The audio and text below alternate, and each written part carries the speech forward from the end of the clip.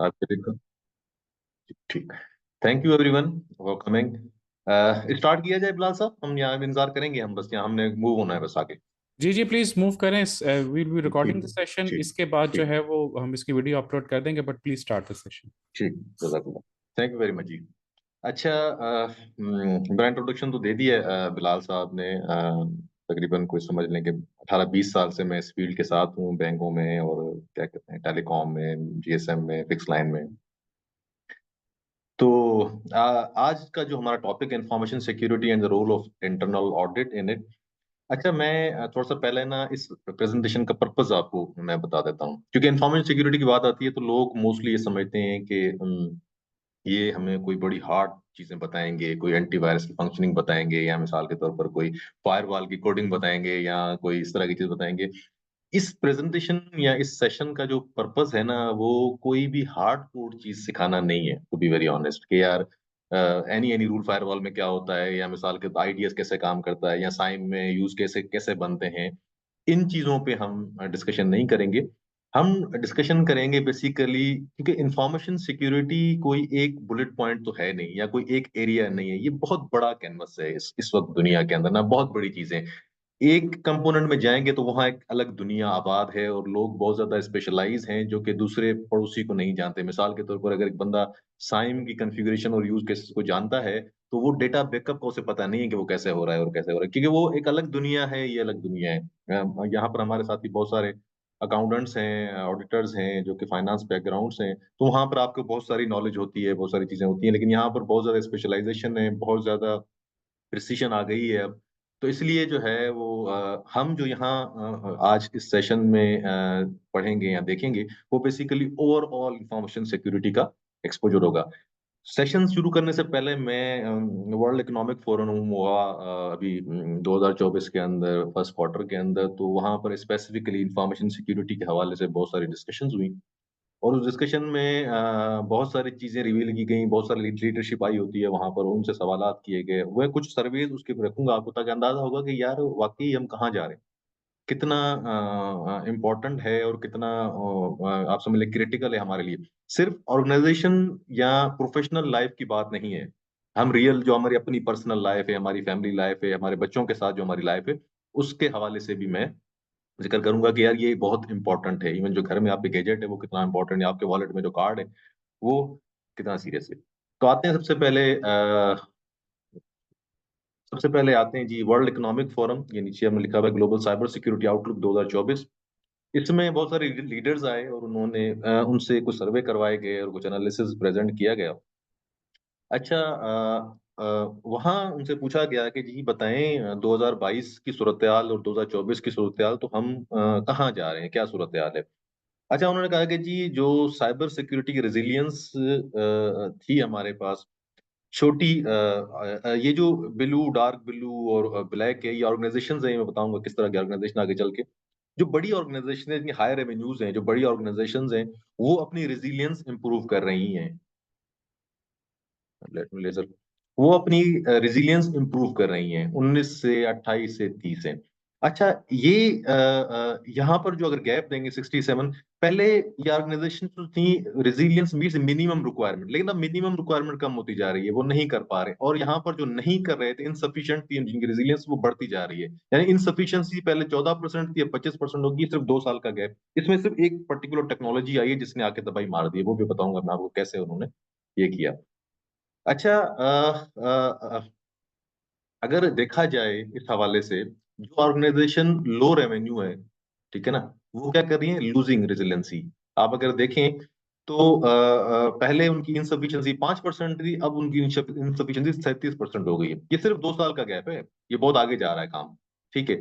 हाँ, जो बड़ी ऑर्गेनाइजेशंस हैं, हायर रेवेन्यू ऑर्गेनाइजेशंस हैं, ठीक है ना, वो मैच्योर हो रही हैं, वो मैच्योर हो रही हैं क्योंकि उनके पास स्ट्रेंथ है, ताकत है। और अगर आप देखें तो बड़ी ऑर्गेनाइजेशंस जो वो फैल रही हैं, एक्विजिशंस किए जा रही हैं, और छोटी ऑर्गेनाइजेशन बेचारी जो हैं वो मर्ज होते जा रही हैं। चाहे टेलीकॉम सेक्टर में देखें या बैंकिंग सेक्टर में देखें, तो मर्जर का रुझान ज्यादा हो रहा है, बड़े मगरमच्छ छोटों को खाए जा रहे हैं।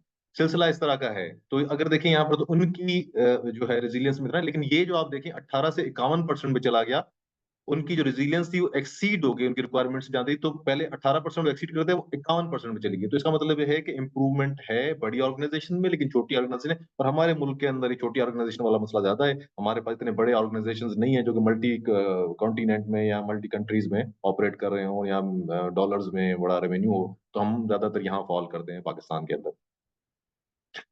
अच्छा,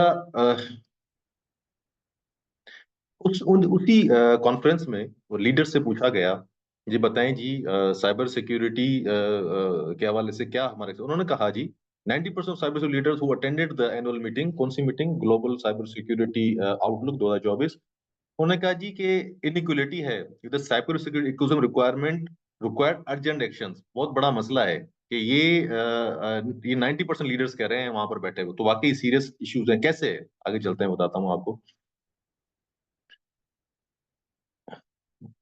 अच्छा, इमर्जिंग टेक्नोलॉजीज जो है ना, आपको पता है जेनेटिव एआई पिछले 2 सालों में तबाही मारी है, बल्कि आज शायद मेरे ख्याल से चैट जीपीटी के लॉन्च को 2 साल हो गए हैं आज, मेरे ख्याल से आज के दिन ही 2022 में शायद शुरू, मुझे कंफर्म नहीं हूँ, पर 2 साल शायद आज उसको हो गए लॉन्च हुए हुए।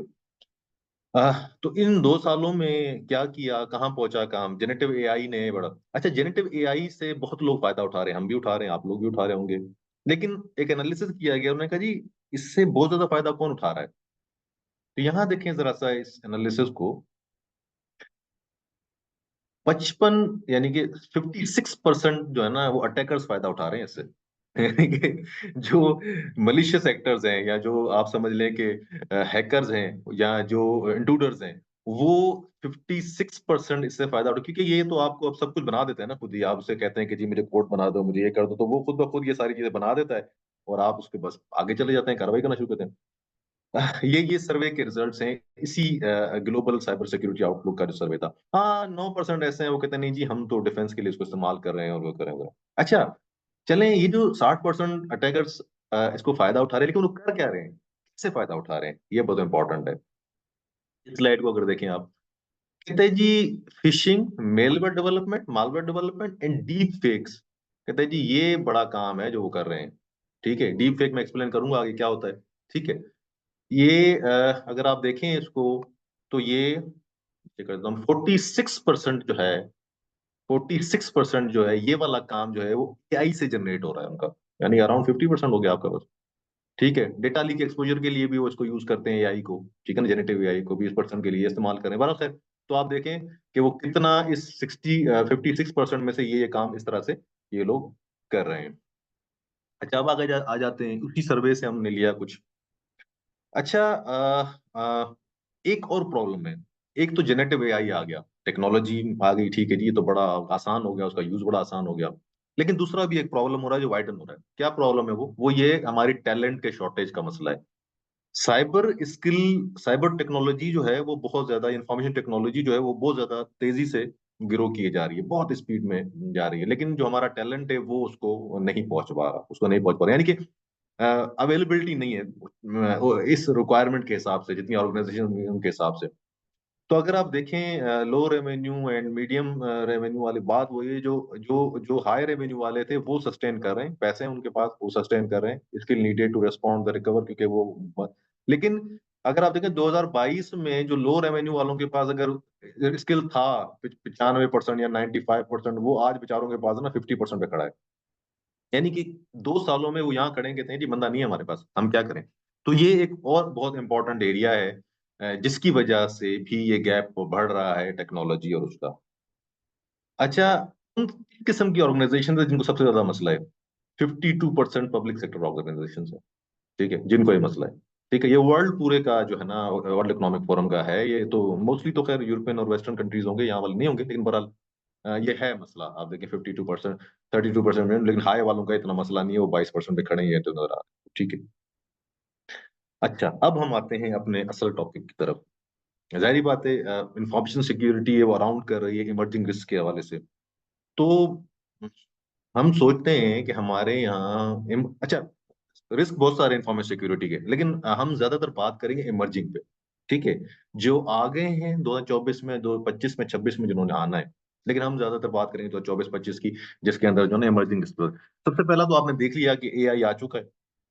ठीक है, आपको पता है कि एआई आ गया है और तबाही मार रहा है। लोग सीख भी रहे हैं, काम काम भी कर रहे हैं उससे। आई हैव सीन, बल्कि मेट अ डॉक्टर, तो मैंने देखा कि वो बहुत जबरदस्त इस्तेमाल कर रहा था एआई का, यहाँ पर हमारे यहाँ इस्लामाबाद में। तो मैंने उससे पूछा कि सर आप जो है इस पर तो इसकी फिर आप कैसे चेक करते हैं अगर वो गलत रिपोर्ट बना दे? वो क्या करता था कि वो पैरामीटर डालता था कि सिम्टम ये है और ये है, यहाँ पर ये कट है, या वट जो भी इनसाइड उसकी एनाटॉमी होती थी पेशेंट की, तो वो फौरन डायग्नोस करता था और ठक करके जो ना आता है। आपको पता है अब तो जेनेटिव एआई के कस्टमाइज जो है ना, वो स्पेशल स्पेशल पर्पज जो है वो आ गए हैं। मैं भी एक आईएएस ऑडिट के स्पेशल एमएमएल के साथ काम कर रहा हूँ, तो देखते हैं ये कहाँ जाता है किस्सा। तो पहला जो इमर्जिंग साइबर सिक्योरिटी रिस्क है वो एआई ड्रिवन थ्रेट्स है, वो मैं बताऊंगा वो कौन से थ्रेट्स हैं और किस तरह से काम चल रहा है। दूसरा क्लाउड, ये वो सबसे बड़ा वाई, हम अपने प्राइवेट डेटा सेंटर्स से जान छुड़ा रहे हैं। हर यानी कंपनी पूरी दुनिया में आप देखें ना, ये बहुत बड़ा बिजनेस बन गया है इस वक्त क्लाउड, और वो हम दे रहे हैं दूसरों को, यार तुम संभालो, तुम्हारा काम, तुम जानो तुम जानो। AWS बहुत बड़ा क्लाउड है, माइक्रोसॉफ्ट का बहुत बड़ा क्लाउड है, अमेजोन आपका बहुत। तो बहरहाल पीटीसीएल पाकिस्तान के अंदर बहुत बड़ा क्लाउड प्रोवाइडर है, या दूसरे हैं कॉम्पिटिटर जैज वगैरह, वो भी प्रोवाइड कर रहे हैं। तो बहरहाल बैंक्स वगैरह अपनी जान छुड़ा रहे हैं और वो क्लाउड्स पे जा रहे हैं, तो ये एक और रिस्क है। उसके अपने रिस्क में बताऊंगा किस तरह से। डीप फेक, ये मैं आपको बताया। सिंथेटिक सिंथेटिक जो है मीडिया क्या है, ये भी हम डिस्कस करेंगे। और ये भी देखेंगे ऑन द राइज है, पिछले 2 सालों में बहुत ज्यादा हुआ।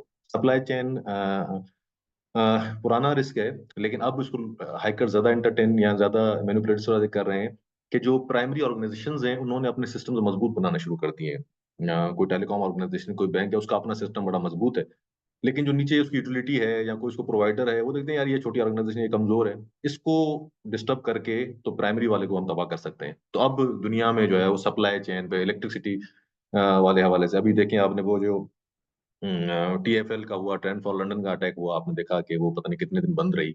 तो ओवरऑल ये सप्लाई चेन पे अब काम चल रहा है, और जिसकी वजह से एक को हिट किया गया, और उस एक हिट होने की वजह से पता नहीं कितनी ऑर्गेनाइजेशन वहां जो थी वो बैठी हुई सफर की, क्योंकि मैन पावर वहां नहीं पहुंच सका। रैंसमवेयर एज अ सर्विस, ये भी बड़ा जी इंपॉर्टेंट, ये भी जेनेटिव एआई खैर इसको ड्राइव कर रहा है। वो रैंसमवेयर आपको पता है कि ब्लैकमेलिंग होती है, हैक कर लिया जाता है, सिस्टम को बंद कर दिया जाता है, और फिर आपसे पैसे मांगे जाते हैं और दूसरी चीजें होती हैं।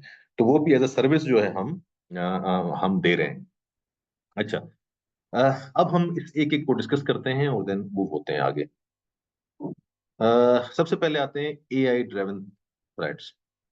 अगर आप गौर करें, सिर्फ ये मई है, यहाँ पर हम मई में खड़े हैं, ये मई से लेकर आज तक आप समझ लेंगे 6-7 महीने हुए होंगे। ग्राफ देखें जी, जेनेटिव एआई, चैट जीपीटी, ठीक है। ये बेसिकली सेशंस हैं, क्लिक्स नहीं है, सेशंस हैं, ठीक है, जो कि डेस्कटॉप से हो सकते हैं, मोबाइल से होते हैं, और जिससे हो सकते हैं। अच्छा, जैसे ही इन्होंने इसका यूआरएल जो था, वो पहले आपको पता है chat dot dot open A I dot A इस तरह का कुछ था, फिर चेंज करके उन्होंने ChatGPT.com कर दिया। जैसे ही वो यूआरएल उन्होंने चेंज किया और ये इसने ठक करके ऊपर जाना शुरू कर दिया, और ये बहुत ऊपर जाएगा। ये डेटा मेरे पास जो है वो नवंबर का है, ये बहुत ऊपर जाएगा। लेकिन बहरहाल दूसरे भी सस्टेन कर रहे हैं, जमुना भी ऊपर आए, तो जो तो इसका मतलब ये है कि इसका एक्सेस लोगों के पास बहुत ज्यादा है, बहुत ज्यादा लोग इसको इस्तेमाल करें, पॉजिटिव भी और नेगेटिव भी। अच्छा, क्या इम्पैक्ट है हम पे? थ्रेट वाला तो साइड है, लेकिन फोरकास्ट ये कहती है, मैकिंजी ने एक सर्वे किया 2023 के अंदर, उसने कहा कि generative AI could add up to 4.4 trillion in the economy benefits globally every year by improving productivity. और ये हकीकत है, प्रोडक्टिविटी बड़ी इंप्रूव हुई है जी। मैं इसको, आपने भी यूज करते होंगे, आपको पता होगा प्रोडक्टिविटी बहुत ज्यादा इंप्रूव हुई है। लेकिन डेफिनेटली जो जो भी चीज किसी चीज के साथ आती है तो अपने साथ रिस्क भी लाती है। चाहे वो जब गूगल सर्च इंजन आया था, तो वो भी अपने साथ रिस्क लेकर आया था, लेकिन बेनिफिट्स भी बहुत ज्यादा लाया था। तो इसके अंदर भी, लेकिन 4.4 trillion, and it's only due to improving productivity. इसको जरा गौर से पढ़े इस स्टेटमेंट को। इसके अलावा और भी बहुत कुछ है, इनोवेशन है, आप उसके अलावा जो है ना कोई रिसर्च है, वो एक अलग बात है। ये सिर्फ आपका जो काम एफिशिएंट है ना, बस उसके हिसाब से आप करना चाह रहे हैं तो वो है। अच्छा, होता रहे जी, ऑडिटर को क्या, हमें क्या, ऑडिटर को या हमें सेकंड लाइन या थर्ड लाइन फंक्शन जो है हमारे, उनको क्या, इससे हम कौन सा कोई ना इसमें काम करें। बड़े हैरान होंगे आप इस बात से कि दुनिया में जिससे सबसे ज्यादा फायदा आज तक उठाया है ना, वो हम लोग हैं। लीगल रिस्क एंड कंप्लायंस, वो सबसे ज्यादा चैट जीपीटी या जेनेटिव एआई के प्लेटफॉर्म से फायदा उठा रहे हैं। बाकी नीचे हैं बहुत सारे। क्यों हम ज्यादा फायदा उठा सकते हैं या उठा रहे हैं या इसको और बढ़ा सकते हैं? Because legal, contract drafting, contract designing, contract में रिस्क कवरिंग, रिस्क की एश्योरेंस देना, दूसरी चीजें आप बड़ा आसानी से कर सकते हैं, क्योंकि वहां पर बहुत ज्यादा डेटा पॉइंट्स मौजूद हैं इन चैट जेपीटी या चैट जेनेटिव एआई के अंदर। तो ये जी एक रिसर्च है, यहाँ पर मेरा इसका छुप गया है पीछे, जो है मैकिंजी ने की है, ठीक है। ये इतने रेस्पोंडेंट हैं इसके अंदर, और ये कब की रिसर्च है देखें, ये ताजी है बिल्कुल। ये कहता है मार्च 2024, ठीक है। फरवरी टू मार्च 2024 में भी तो अभी का डेटा है, आप समझ लेंगे, चले पिछले साल का डेटा मान लेते हैं इसको।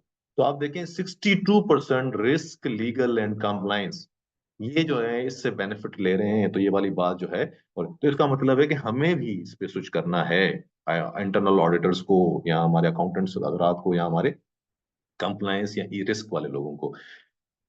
आईटी सेकंड पे आ रहा है, क्योंकि आईटी के गिग्स अच्छे होते हैं इस्तेमाल करने डेटा के हवाले से।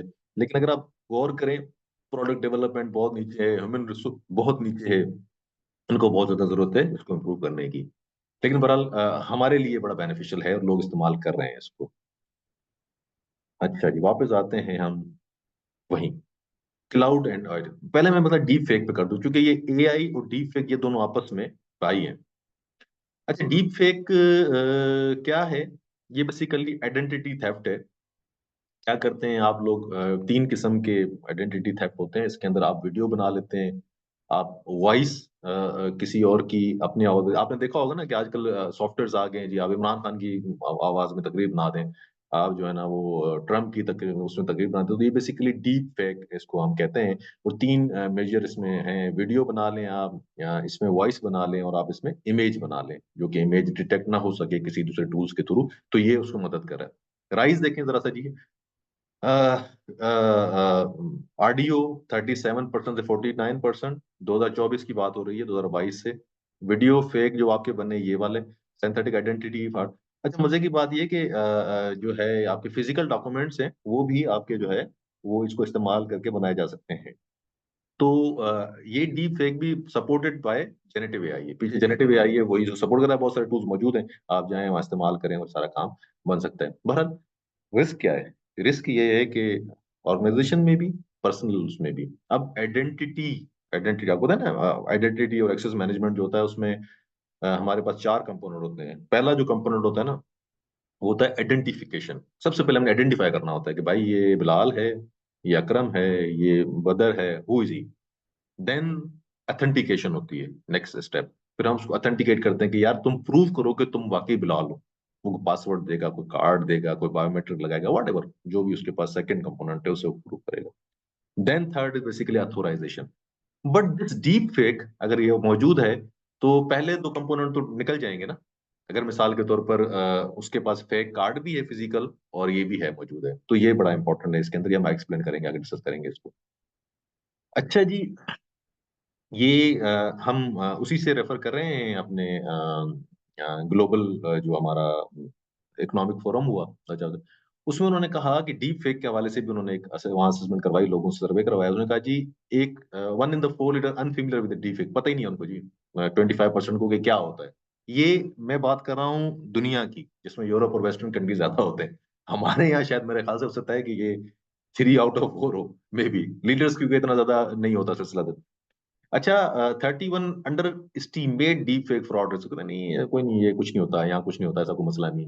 तो हमारा रिस्क एपिटाइट वैसे भी हाई है हमारे साउथ एशियंस की यहाँ पर। अच्छा जी, 32 doubt employability to detect deep fake, ये बहुत हाई होगा इन आवर कंट्री, पर वहां पर कम होगा। 1 in the 10 executive have already face deep fake threats. तो यानी कि देखें, इसका मतलब ये काम चल पड़ा है, हो रहा है।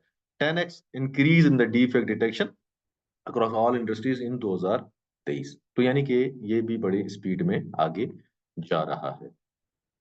ये है डीप फेक। वापस आ जाते हैं जी हम, अब हम आ जाते हैं क्लाउड पे। क्लाउड और आईओटी, मैंने कहा कि बिजनेस बढ़ रहा है, उस तरफ काम जा रहा है, तो लोग जो है वो अपना डेटा सब कुछ बना ले जाए। लेकिन इसके अपने बहुत ज्यादा रिस्क हम आगे डिस्कस करेंगे। लेकिन अभी सिर्फ मैं इसका ना वॉल्यूम बताना चाहता हूँ कि इसका कितना वॉल्यूम है और कहाँ हम जा रहे हैं। बहुत स्पीड से हमारा डेटा ग्रो कर रहा है ये, कुछ फोरकास्ट है इसके अंदर, लेकिन बहरहाल ये आप देखें तो डेटा के अंदर वो यहाँ यहाँ यहाँ जो पहुंच गए। जी जीटाबाइट है, कितना होता है जीटाबाइट, इधर देखें ऊपर, 1 जीटाबाइट इज ट्रिलियन गीगाबाइट्स, बहुत होता है। ठीक है, तो ये अच्छा इंक्रीज देखें जरा सा, 23 120 था, और ये 100, तो इसका मतलब ये हो गया कि ये तकरीबन 27 ट्रिलियन गीगाबाइट्स का इंक्रीज हो रहा है। ये सारा क्लाउड पे पड़ा है डेटा, ये सारा स्टोर्ड ऑनलाइन है। इसका मतलब है कि हम ऑनलाइन की तरफ जा रहे हैं, क्योंकि ओपेक्स बढ़ गया है जी। ओपेक्स हमने खत्म करना है, ओपेक्स कम करना है, ओपेक्स नीचे लाना है। तो आईटी का ओपेक्स तो कट लगता है पहले सबसे। तो बहरहाल, तो हम कह रहे हैं कि जी ये हमें देना चाहिए दूसरों को। जब ये हमारी डिपेंडेंसी बहुत ज्यादा हो जाएगी इस पे, डेटा की ऑनलाइन स्टोरेज पे, तो डेफिनेटली उसके रिस्क भी बढ़ेंगे। वो एक रिस्क की लिस्ट है, और फिर role of the internal audit है, वो हमें क्या करना है उस रिस्क के हवाले से, वो भी मैं आपके साथ डिस्कस करूंगा।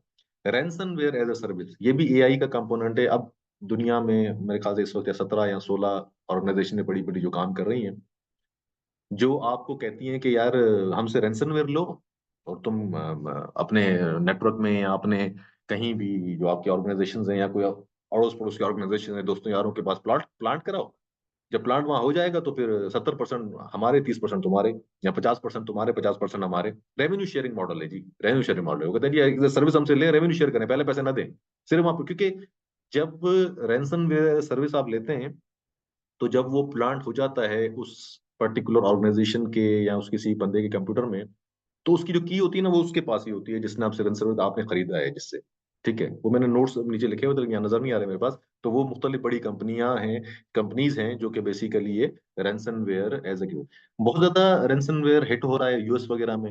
अब मैंने देखा, फिगर्स देखी, मैंने कहा कहाँ पर क्या सूरत है। तो 50% पूरा जो टारगेट है दुनिया में वो यूएस है रैंसमवेयर के हवाले से, 6% कनाडा है। इंडस्ट्री अगर देखी जाए हमारे पास, तो अच्छा मैं इसको बोल लेता हूँ। इंडस्ट्री अगर देखी जाए तो ये business services, retail, manufacturing, finance. लेकिन ये मेरे पास जो है डेटा 2023 है, तो Q3 2024 का। लेकिन इसमें मैं देख रहा हूँ कि हेल्थ केयर के जो भी रिसेंट अटैक्स आए हैं ना, वो इसके अंदर मौजूद नहीं है। अभी पिछले दिनों आपको पता है कि हेल्थ केयर में बहुत सीवियर इंसिडेंट्स हुए हैं वेस्टर्न कंट्रीज के अंदर, कि वहां पूरे पूरे हॉस्पिटल बंद रहे और लोग मिनरल गार्ड में चले गए, और बहुत ज्यादा डिस्टर्बेंस रही।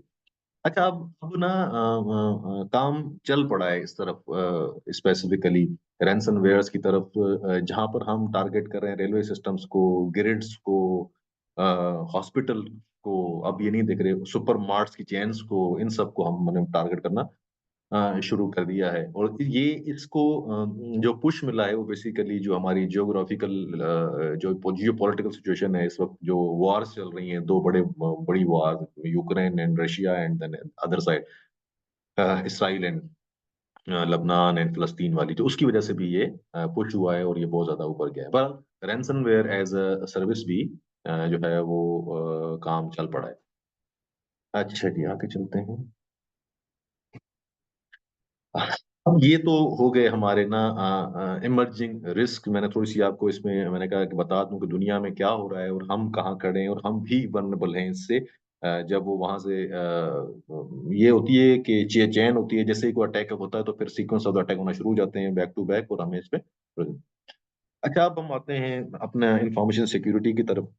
मैं बहुत सारी जगह पर साइबर सिक्योरिटी लफ्ज इस्तेमाल करता हूँ, कभी मैं इन्फॉर्मेशन सिक्योरिटी लफ्ज इस्तेमाल करता हूँ। इन्फॉर्मेशन सिक्योरिटी ब्रॉड स्पेक्ट्रम में बहुत बड़ा कैनवस है, जिसके अंदर फिजिकल सिक्योरिटी भी आ जाती है, एनवायरनमेंट की। साइबर सिक्योरिटी मोस्टली टारगेट करती है आपकी साइबर, जहाँ पर इन्वॉल्व हो, जहाँ पर इंटरनेट इन्वॉल्व हो, जहाँ पर नेटवर्क इन्वॉल्व हो, डेटा डिजिटलाइज हो। ये तो फिजिकल अगर पेपर है, तो उसकी सिक्योरिटी भी ये इन्फॉर्मेशन सिक्योरिटी के उसमें आती है। तो इन्फॉर्मेशन सिक्योरिटी बड़ा है, और साइबर सिक्योरिटी उसका सबसेट है। लेकिन बहरहाल ये डिबेटेबल है, कभी कोई कुछ कहता है, वो कुछ कहता है, तो बहरहाल। अच्छा, इंफॉर्मेशन सिक्योरिटी में जो हिस्टोरिकल कॉर्नर स्टोन है इसका, वो जो चलता है सालों से, वो यही है कि तीन चीजें हैं जो हमें सिक्योर करनी होती हैं, जिसको हमें इंश्योर करना होता है। पहली होती है कॉन्फिडेंशियलिटी, ठीक है, कि अनऑथोराइज एक्सेस ना हो किसी को किसी चीज पे जिसका उस हक नहीं है। मिसाल के तौर पर किसी लॉगिन को अगर राइट नहीं है इस डेटा को करने का, तो कॉन्फिडेंशियलिटी यही है कि उसको राइट्स ना ही होने चाहिए, और उसको एक्सेस ना कर सके। ठीक है। दूसरा है इंटेग्रिटी, जो डेटा हमने जो स्टोर किया है या इन ट्रांजिट है, जैसा भेजा है वैसा ही पहुंचाए पहुंचाए अपनी जगह पर, या जैसा हमने रखा था वैसा ही रखा हुआ है, और उसमें कोई अनथोराइज चेंजेस नहीं हुई। This is integrity. And the availability, basically the availability of the operations, जब when we want a system, it should be available. I am intentionally keeping this presentation low profile because हमारे पास कुछ finance के लोग हैं और कुछ technical लोग हैं, बट मोस्टली जो है ना वो अकाउंट्स के लोग हैं, तो मैं इसलिए थोड़ा सा इसको लो प्रोफाइल ही लेके चलूंगा। अच्छा, ये तो पुराना था कि भाई 3 ही होते हैं जी, सिक्योर करना है, उसमें अनऑथराइज चेंजेस रोकनी है, और जब मुझे चाहिए तो अवेलेबिलिटी होनी चाहिए। लेकिन अब दुनिया में कुछ और चीजें आ गई हैं, कुछ डिबेट है, कहते हैं नहीं नहीं जी इसके अलावा भी होते हैं, आपको नहीं पता जी ये वो। तो बहरहाल कुछ और एरिया है, लेकिन वो कहीं ना कहीं कवर होते हैं, या आगे हो सकता है इसको एक्सपेंशन मिले। जैसे स्केलेबिलिटी, स्केलेबिलिटी ये होती है कि जी सिस्टम आपका लगा लिया आपने, लेकिन फ्यूचर एक्सपेंशंस के लिए या किसी और सिस्टम के लिए इंटीग्रेशन के लिए स्केलेबल हो, हम इसको एक्सटेंड कर सके फ्यूचर। ऐसा ना हो ना कि आज हमने ये चीज लगा ली, कल को जब जाए तो उसने कहा नहीं जी ये तो एक्सटेंड नहीं हो सकती, इसको उखाड़े और दोबारा से नया सिस्टम लगाए। It should be scalable, it has ability to integrate other systems and मिसाल के तौर पर आपने लैपटॉप लेते हैं और उसके अंदर जो है ना लैपटॉप के अंदर स्लॉट्स हैं रैम की एक, और उस एक के अंदर मिसाल के तौर पर 2 GB लगी हुई है रैम। अब आप जाते हैं उसको एक्सपेंड कराने के लिए, तो आपको 2 GB निकाल के फेंकनी पड़ेगी और उसकी जगह 4 GB लगानी पड़ेगी, और 2 GB आपकी जाया हो जाएगी। और लोग क्या करते हैं कि ऐसा लैपटॉप लेते हैं कि यार जिसमें 2 या 3 स्लॉट्स हो और एक ही स्लॉट में 4 या 5 6 GB लगा हो, तो 2 स्लॉट फ्री हो, जब मैं जाऊं तो स्केलेबल हो, मैं दूसरी स्लॉट में 2 GB और ऐड कर लूं, बजाय इसके कि मेरी 4 GB जाया करके जो है ना एक स्लॉट की बजाय। तो this is basically scalability. Non repudiation, non repudiation basically बड़ा सिंपल सा कॉन्सेप्ट है, जो आपने किया उससे आप मुकर न सकें। ठीक है, आपने कोई काम परफॉर्म किया उससे आप मुकर न सकें, कोई लॉगिंग हो जाए, लॉग हो जाए, आप ऑफिस के अंदर आए सीसीटीवी कैमरा में कैप्चर हो गई आपकी, आप ये नहीं कह सकें कल को यार मैं तो आया ही नहीं था। तो वो ऐसा एविडेंस कि आप जो आपने काम किया है उस काम से कल को मुकरें, तो आप एविडेंस हो वो मुकर न सके। यूजेबिलिटी भी आपको पता ही है। सेफ्टी इज वेरी इंपॉर्टेंट, ये नया कॉन्सेप्ट है यहाँ पर। आपकी इंफॉर्मेशन सिस्टम इन्वायरमेंट के लिए सेफ हो, ये यहाँ नहीं है। ये मैं इस पे एग्री करता हूँ कि इन्वायरमेंट के लिए सेफ हो। आपको पता है ये जी बहुत ज्यादा चल पड़ा है आजकल। इन्वायरमेंट के सिर्फ आपका इंफॉर्मेशन सिस्टम इन्वायरमेंट के लिए कोई सा अकाउंटेबिलिटी भी होती है, रिलायबिलिटी होती है। रिलायबिलिटी क्या होता है, जैसा मैं चाह रहा हूँ वैसा ही काम करे। अवेलेबिलिटी ये कि जब मैं चाहूँ तो अवेलेबल हो। रिलायबिलिटी कहती है कि जैसा मैं चाह रहा हूँ वैसा काम करे, या जैसा ऑर्गेनाइजेशन का ऑब्जेक्टिव नहीं है। बहरहाल खैर ये डिबेट है।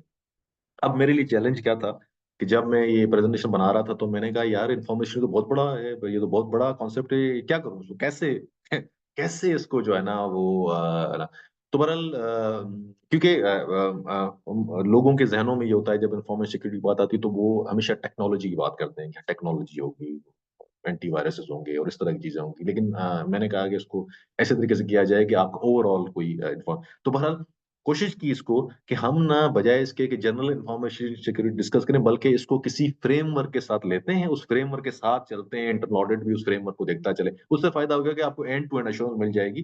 तो साइबर सिक्योरिटी के फ्रेमवर्क्स आपको पता है दुनिया में मौजूद हैं, बहुत ज्यादा मौजूद हैं। पीसीआई डीएसएस पड़ा हुआ है आपके पास, आईएसओ 27000 पड़ा हुआ है, निस्ट के फ्रेमवर्क्स पड़े हुए हैं बहुत ज्यादा। Covid to some extend enterprise management का है आपके पास, टू सम हाउ कोसो भी सपोर्ट करता है, लेकिन साइबर सिक्योरिटी नहीं है ओवरऑल रिपोर्टिंग उसके हवाले से। लेकिन बहरहाल फ्रेमवर्क्स आपके पास मौजूद हैं। ये बहुत सारे फ्रेमवर्क से जब मैं देख रहा था तो मैंने देखा कि यार हाँ ये तो कोविड है, कोसो है, क्या किया जाए, कुछ किया जाए, निस्ट किया जाएगा। बहरहाल एंड ये हुआ कि मैंने सोचा कि यार जो जनरल स्टैंडर्ड्स है उसको उठाया जाए, तो ISO 27001 is mostly used standard था। और ये दुनिया में आपको पता है इस्तेमाल भी होता है, और इसकी एक वर्थ भी है, इसकी एक वैल्यू सबकी है, वैल्यू तो खैर वर्थ सबकी है, लेकिन बहरहाल ये मुझे लगा कि ये बहुत इंपॉर्टेंट और अच्छा है, तो इसी को उठाते हैं और इसी के साथ अलाइनमेंट करते हैं। फिर मैंने कुछ आप लोगों के लिए लिखा कि यार ये किसने बनाया क्या, लेकिन बरल इतना इंपॉर्टेंट नहीं है ये वाला, लेकिन बरल ये आईएसओ 27000 फैमिली है पूरी। ठीक है, हम 2001 के साथ करेंगे। ठीक है, ये जनरल इंटरप्राइज के लिए, तो जनरल इंटरप्राइज के लिए होता है, तो समझे कि ये not only for the information security controls, ये आपके फिजिकल कंट्रोल्स, एनवायरमेंट कंट्रोल सबको कवर करता है, लेकिन सबको ला के इंफॉर्मेशन सिक्योरिटी में मर्ज करता है। तो हमने बहरहाल इस स्टैंडर्ड को लिया। इस स्टैंडर्ड का नया रिवीजन 2022 में आया है हमारे पास, ये पुराना 2013 था, उसमें हम बल्कि बिलाल को याद भी होगा, हमने सेशन भी किए हैं अपने पीडीसीएल के अंदर।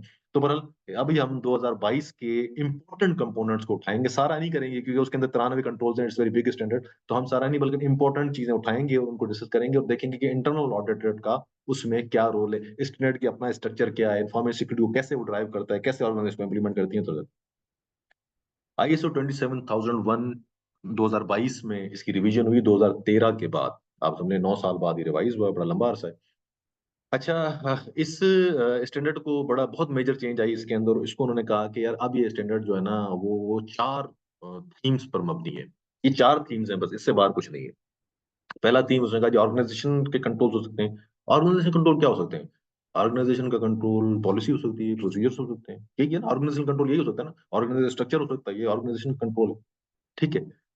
पीपल कंट्रोल है जी, पीपल कंट्रोल मैं एक्सप्लेन करूंगा आपको ऑर्गेनाइजेशन कंट्रोल कौन से होते हैं, पीपल कंट्रोल की मैं बस थोड़ा बताना चाहता हूँ। अच्छा, इनमें कुछ 37 कंट्रोल यहाँ पर है, कुछ 9 कंट्रोल यहाँ पर है, कुछ 34 कंट्रोल टेक्निकल में, 4 फिजिकल में है, तो इस तरह से मुख्तलिफ बना बनू के कुछ 93 कंट्रोल टोटल बनते हैं। ये भी थोड़ा सा बता दूं हिस्टोरिकली कि ISO 27001 वर्जन जो था इसका, उसके अंदर 114 कंट्रोल्स थे, 114 कंट्रोल्स थे। उसमें से कुछ को मर्ज किया गया, 11 नए कंट्रोल्स लाए गए बिकॉज के ये जो इमर्जिंग थ्रेट्स हैं उसकी वजह से, और कुछ को निकाला गया जो पुराने कंट्रोल से, उनको खत्म किया गया, तो उसको कम कर करके 93 कंट्रोल करके इन 4 थीम्स में उनको डिवाइड कर दिया गया। फिजिकल कंट्रोल्स भी और टेक्नोलॉजिकल कंट्रोल्स में भी हम कुछ चंद जो नए टेक्नोलॉजी कंट्रोल्स हैं उनको हम डिस्कस करेंगे। ये आ जाते हैं जी, organization controls and role of internal auditor. अच्छा, सबसे पहले मैं वो लाइन जो ऊपर लिखी हुई है वो बड़ी इंपॉर्टेंट है कि policies, procedures, responsibilities, other organisation level measures, ये है ऑर्गेनाइजेशन के कंट्रोल्स। मेरे ख्याल से ये 34 कंट्रोल इसके अंदर टोटल है, पर I will discuss only 4 main areas and 8 main areas and then will move ahead. पहला, सबसे पहला है जी information security policy, core policies की बहुत इंपॉर्टेंट है। प्रोसीजर्स से पहले पॉलिसीज बनती हैं, आपको पता है, पॉलिसीज से ही सारा काम चलता है नीचे की तरफ। तो पहला ऑर्गेनाइजेशन कंट्रोल किसी भी ऑर्गेनाइजेशन का हो सकता है, वो इंफॉर्मेशन सिक्योरिटी पॉलिसी हो सकती है with respect to information security. ठीक है, मैं सिर्फ इंफॉर्मेशन सिक्योरिटी बात करूंगा, और भी पॉलिसीज हो सकती हैं। अच्छा, वो पॉलिसी तो बनती है, लेकिन उस पॉलिसी के लिए आपको पता है बहुत इंपॉर्टेंट होता है कि responsibilities of the management operation पता होनी चाहिए, कि मैनेजमेंट लीडरशिप की कमिटमेंट होनी चाहिए, लीडरशिप से अप्रूव होनी चाहिए वो चीजें, ताकि उसकी इंडोर्समेंट हो सके, उसकी इंप्लीमेंटेशन हो सके। अदरवाइज तो फिर पॉलिसी हवा में रहेगी, उसकी कोई वर्थ नहीं होगी। Information security policy is the first policy which drive entire information security organisation. अच्छा, ये ऑडिटर के लिए बहुत इंपॉर्टेंट एरिया है ये वाला, इसको खोल लूं। ऑर्डर के लिए बहुत इंपॉर्टेंट एरिया इंफॉर्मेशन लेबलिंग। अच्छा, थोड़ा सा ना जो हमारे पुराने साथी हैं वो समझते भी हैं कि यार ये क्या फर्क पड़ता है, इंफॉर्मेशन लेबल हो ना हो, इससे क्या फर्क पड़ता है। अच्छा, ये बहुत ऐसी चीजें हैं जो कि बुनियाद बनाती हैं किसी भी इंफॉर्मेशन सिक्योरिटी आर्किटेक्चर की। जब तक आपको ये पता नहीं है कि यार ये पेपर और ये पेपर, इन दोनों में से कौन सा इंपॉर्टेंट है, इसके अंदर जो इन्फॉर्मेशन लिखी हुई है और इसके अंदर जो इन्फॉर्मेशन लिखी, उन दोनों में से कौन सी ज्यादा इंपॉर्टेंट है इस ऑर्गेनाइजेशन के लिए। एक ऐसी ऑर्गेनाइजेशन है जिसके अंदर आपकी एक प्रोडक्ट है जो मार्केट में अवेलेबल है, उसकी डिटेल लिखी हुई है कि जी ये 4 GB हम देंगे, इतने पैसों में देंगे, 1 महीने वैलिडिटी होगी, ये होगा वो। ठीक है, पब्लिक इंफॉर्मेशन है, हमने बतानी है बात। एक पेपर ऐसा है जिस पे लिखा हुआ है जी बिलाल साहब है, इनका CNIC नंबर है जी, इनका जो एम्प्लॉय नंबर है जी, डेट ऑफ ज्वाइनिंग है, क्वालिफिकेशन है, फैमिली डिटेल है, तो डेफिनेटली ये दोनों इन्फॉर्मेशन में फर्क है। तो information labelling and classification is the primary from where we identify कि यार ये जो एसेट है ना, इसकी इतनी वैल्यू है। आपके पास 2 हार्ड ड्राइव्स हैं, एक हार्ड ड्राइव में कंपनी का डेटा है और एक हार्ड ड्राइव नहीं खरीदी आपने, नई जो खरीद कर ला रहे थे ऑफिस के लिए, तो बीच में कहीं गुम हो गई, उसका इतना रिस्क नहीं है, क्योंकि वो सिर्फ पैसों का रिस्क है, 8, 10, 15, 20 हजार। लेकिन जो जिसमें ऑफिशियल डेटा है वो बहुत इंपॉर्टेंट है, तो information classification primary component from where we drive it. आगे चलते हैं जी, आइडेंटिटी एंड एक्सेस मैनेजमेंट। अब हमें पता लग गया कि ये इन्फॉर्मेशन इंपॉर्टेंट है, ये सब कुछ इंपॉर्टेंट है। अब हम आ जाते हैं IAM पे, आइडेंटिटी एंड एक्सेस मैनेजमेंट पे या एक्सेस कंट्रोल पे। ये आपको पता है कि ये तो ITGC का भी सबसे पहला कंपोनेंट, ITGC आपको पता है, IT जनरल कंट्रोल जिसको कहते हैं हम लोग। तो ये सबसे इंपॉर्टेंट कंपोनेंट है। आइडेंटिटी मैनेजमेंट में हमारे पास 6 प्राइमरी कंपोनेंट्स होते हैं। मैं अभी आगे एक्सप्लेन करूंगा, लेकिन फिर भी मैं आपको याद आने की दोबारा बता देता हूँ। सबसे पहले हम आइडेंटिफाई करते हैं कि जी ये बिलाल साहब है। फिर हम अथेंटिकेट करते हैं कि वाकई बिलाल है, कोई कार्ड है, पासवर्ड है, टोकन है, OTP है, वट। देन फिर हम ऑथोराइज करते हैं कि हाँ जी हाँ ठीक है, you have to access to this laptop, now go and access this laptop. ये तो हो गए 3। फिर हम करते हैं accounting. Accounting is basically logging, इस वक्त लॉग इन हुआ, इस वक्त लॉग आउट हुआ, ये फाइल डायरेक्टरी आपने एक्सेस की, this is basically accounting. Fourth यानी कि component IAAA, identification, authentication, authorisation, accounting. ये तो हो गए तीन आपके पहले पे। और फिर आप बताएं डॉक्यूमेंटेशन, रिपोर्टिंग और वो सारी चीजें होती हैं, लेकिन बहरहाल ये चार ऐसे कंपोनेंट है, ये हमें चेक करने ही करने होते हैं कि भाईजान ये हो रहे हैं कि नहीं। फिर वो लॉग का रिव्यू और ये सारी चीजें होती हैं, बहरहाल ये आईडी में आगे एक्सेस डिस्कस करेंगे हम लोग। एसेट मैनेजमेंट, जाहिर बात है एसेट की लाइफ साइकिल होती है, इसमें जो ऑडिटर के लिए सबसे इंपॉर्टेंट था ना, वो एसेट डिस्पोजल से पहले क्या हो रहा है, एसेट का ऑनर कौन है, एसेट का अकाउंटेबल कौन है। इंफॉर्मेशन सिक्योरिटी में ये बहुत इंपॉर्टेंट होता है कि एसेट लॉस्ट होने से पहले क्या होना चाहिए, या एसेट जो है मिसाल के तौर पर हम कहते हैं एंड पॉइंट प्रोटेक्शन, एक बड़ा बज़वर्ड है एंड पॉइंट प्रोटेक्शन। आपका जो एंड पॉइंट है ना, ये कंप्यूटर है, ये मोबाइल आपका एंड पॉइंट है, इसकी प्रोटेक्शन कैसे हुई है जी। आप जब जाते हैं लॉग इन करते हैं तो आपके पास कोई बिट लॉकर या कोई इस तरह की जो है वो लगा होता है, आपके पासवर्ड के बगैर वो हार्ड ड्राइव नहीं खुल सकती। कल को आपका लैपटॉप चोरी भी हो जाए तो आपका डेटा सेफ है। सिर्फ वो 1.5 2 लाख रुपए 3 लाख रुपए का लैपटॉप आपका जाएगा, लेकिन डेटा सेफ है। तो एसेट मैनेजमेंट जो है इस पे सारी चीजें आती हैं कि अगर अच्छा अब लैपटॉप पुराना हो गया जी, स्क्रीन खराब हो गई, आपने आईटी वालों को वापस कर दिया, आईटी ने अब इसको ऑक्शन करना है, ऑक्शन से पहले उसका डिस्पोजल प्रोसेस होता है कि हाँ जी डेटा आपने क्लीन करना है, 7 बार उड़ाना है, हार्ड डिस्क को डैमेज करना है फिजिकली, या उसको बर्न करना है, बहुत सारे मैकेनिज्म होते हैं, वो डिस्कस।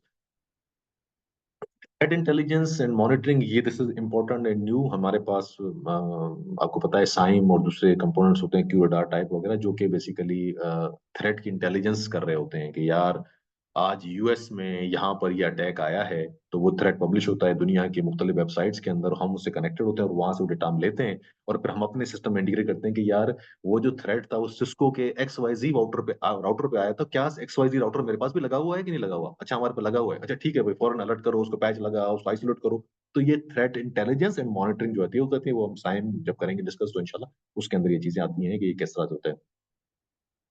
सप्लायर रिलेशन इंपॉर्टेंट, आपने पढ़ा होगा, कॉन्ट्रैक्ट विद अथॉरिटीज और पढ़ा होगा। अब थोड़ा सा ऑडिटर का रोल मैं यहाँ डिस्कस करना चाहूंगा स्पेसिफिकली, कि ऑडिटर जो है वो क्या करे इसमें। सबसे पहले इंफॉर्मेशन सिक्योरिटी पर, अब आप गए जी, अब ऑडिटर हैं, अब आप इंफॉर्मेशन सिक्योरिटी ऑडिट कर रहे हैं, इंफॉर्मेशन सिक्योरिटी के ऑर्गेनाइजेशनल कंट्रोल्स का ऑडिट कर रहे हैं जी। अब आप वहाँ पहुंचे हैं तो जहरी बात है, आपको पॉलिसी को पता होना चाहिए, पॉलिसी अप्रूव होनी चाहिए, लीडरशिप से रिपोर्ट होनी चाहिए। रिस्क असेसमेंट करें क्या यार ये पॉलिसी कवर करती है हमारे सारे एरिया को, या मिसाल के तौर पर ये एक हमारा जो है यूएसबी एलोकेशन और यूज है, ये कहीं कवर हो रहा है कि नहीं हो रहा मिसाल के तौर पर। अच्छा उसके बाद इम्प्लीमेंटेशन अश्योरेंस भी होनी चाहिए। आप देखें कि हम लोगों को नीचे जो है वो इसको वाकई अडर भी कर रहे हैं, इम्प्लीमेंट भी करा रहे हैं कि नहीं करा, या लोगों को पता ही नहीं, अवेयरनेस और ट्रेनिंग का वाले से लोगों को कुछ पता नहीं है। क्या ये पॉलिसी अपडेट भी होती है यार, ये पिछले 10 साल पहले बनी थी 2014 में, और आज 2024 आ गया, आज तक इसको कुछ नहीं अवेयर नहीं किया। पॉलिसी का कस्टोडियन कौन है।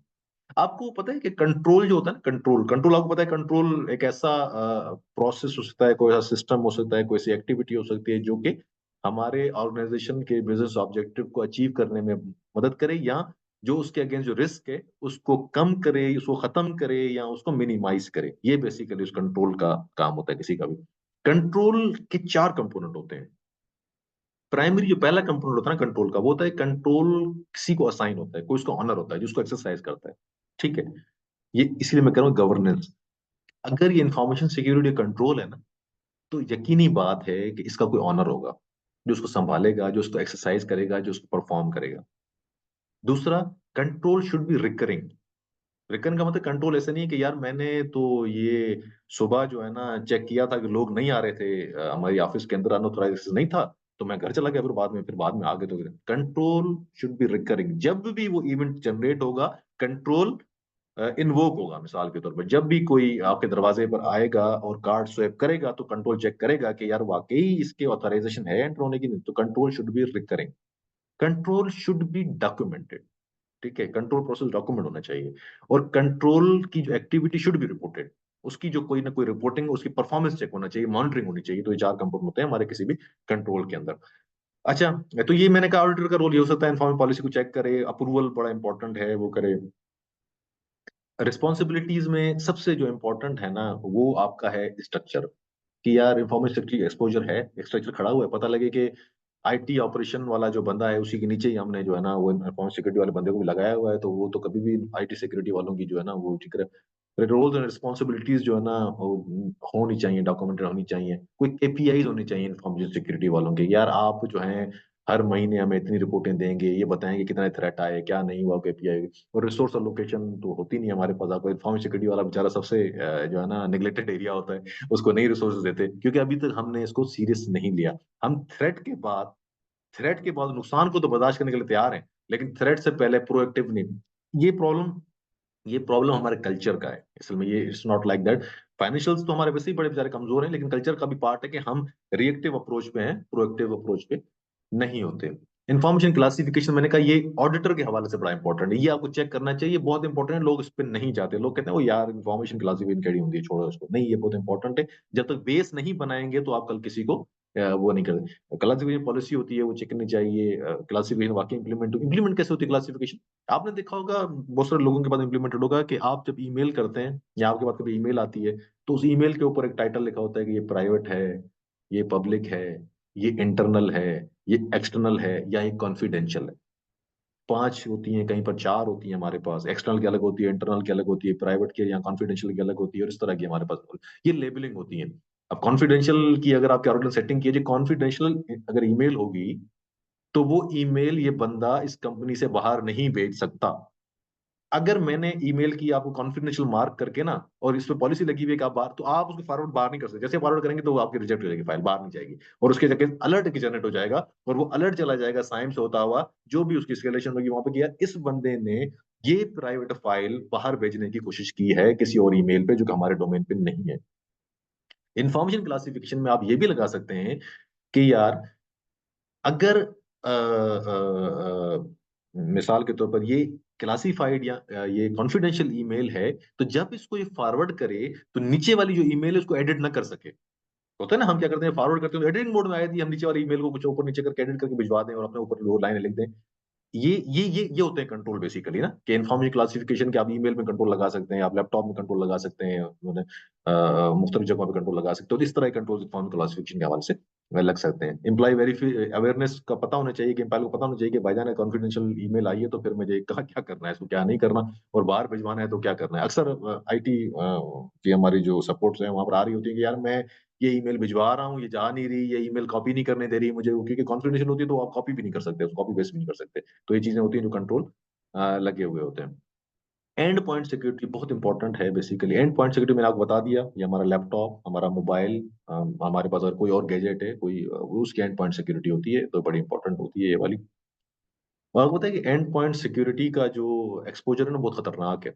इसको मिसाल ले लें बड़ी आसान सी। आपको पता है पिछले दिनों पेजर के अटैक हुए, हमारी जो जंग चल रही है उस इसराइल के साथ। देखिए वो एंड पॉइंट डिवाइस था, उस बंदे की जेब में था, उन्होंने उसको कंप्रोमाइज कर लिया जब उसके पास आया उससे पहले ही। तो जब उसका एक्सपोजर हुआ तो आप देखिए कितना सीवियर था, बहुत दूर तक गया वो। जो भी लोग थे या जिन जिन के पास भेजे थे वो सारे इफेक्ट हुए।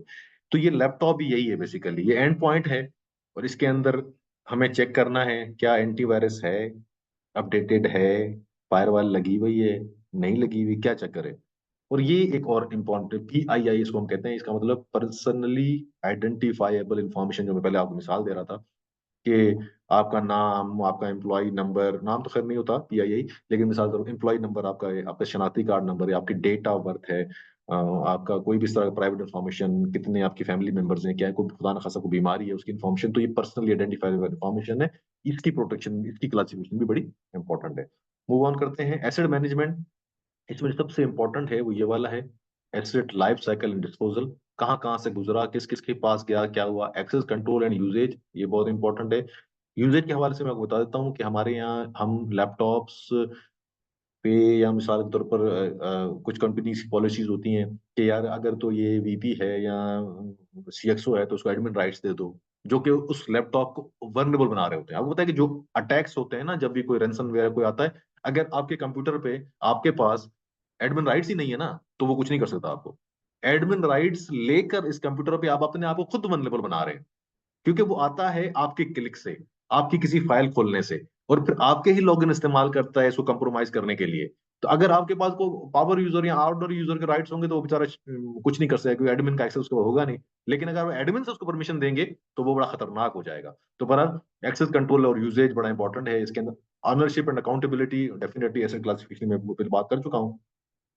सारे डिस्कस नहीं करूंगा, लेकिन थोड़ी आइडेंटिटी एंड एक्सेस मैनेजमेंट, ये मैं आपको 4 चीजें बता चुका हूँ। Identification, authentication, authorisation and accounting, ये इंपॉर्टेंट था। अच्छा, एक ये बड़ा इंपॉर्टेंट है जो कि आपको पता होना चाहिए, least privilege and zero trust and SOT.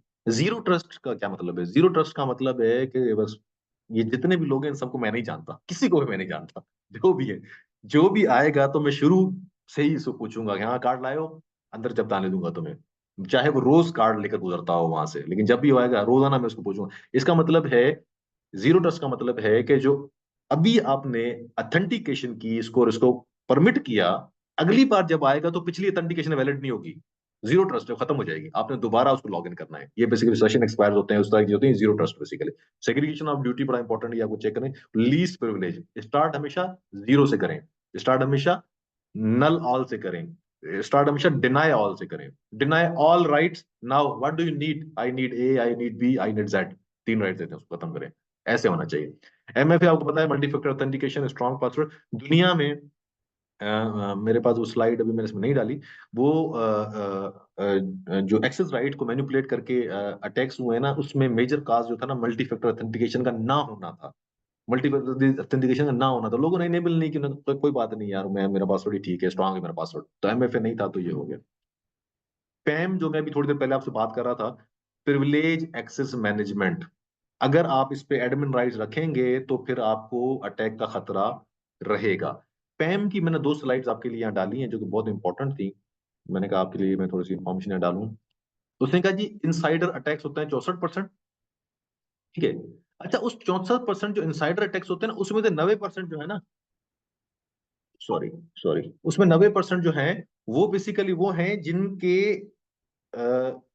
User accounts जो हैं उनको एडमिन एक्सेस है, प्रिविलेज एक्सेस है। PAM is basically privilege access management, जिसकी वजह से अटैक हो जाता है। अच्छा, जो बाकी अटैक्स हैं वो 10% जो है ना वो दूसरे होते हैं, उस पे तो वो एकदम हैवी यानी कि नहीं होते, यानी कि जब भी इंट्रूडर आपके सिस्टम में आता है तो वो आपका लॉगिन यूज करता है, आपका लॉगिन यूज करता है। जब आपका लॉगिन यूज करता है, अगर वो एडमिन का लॉगिन है तो बस फिर वो बादशाह है, नहीं है तो फिर खत्म होगी बात। तो ये बहरहाल इस तरह से है।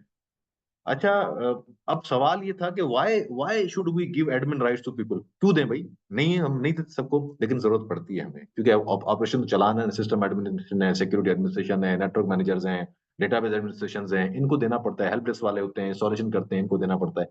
तो बहरहाल ये रिक्वायर्ड है। ये मैंने वैसे स्लाइड आपके लिए डाली, मैंने कहा ताकि पता लगे। अच्छा, access termination process, this is another area, बहुत इंपॉर्टेंट है, स्पेशली जब आपके पास सिस्टम सिंगल साइन ऑन ना हो, ये रिस्क है। अब हमारे पास बहुत सारी जगहों पे हमारी ऑर्गेनाइजेशन सिंगल साइन ऑन पे चली गई। सिंगल साइन ऑन को पता है ना कि एक ही पासवर्ड होता है, ईमेल का एक्टिव डायरेक्टरी का, उससे आप सारे सिस्टम से लॉग होना शुरू हो जाते हैं, या जितने भी मैक्सिमम हो सकते हैं। लेकिन बहुत सारी ऑर्गेनाइजेशन अभी भी मौजूद है हमारे पास, छोटी बड़ी, उसके अंदर क्या है कि हर सिस्टम का अपना पासवर्ड, हर किसी की अपनी मस्जिद है।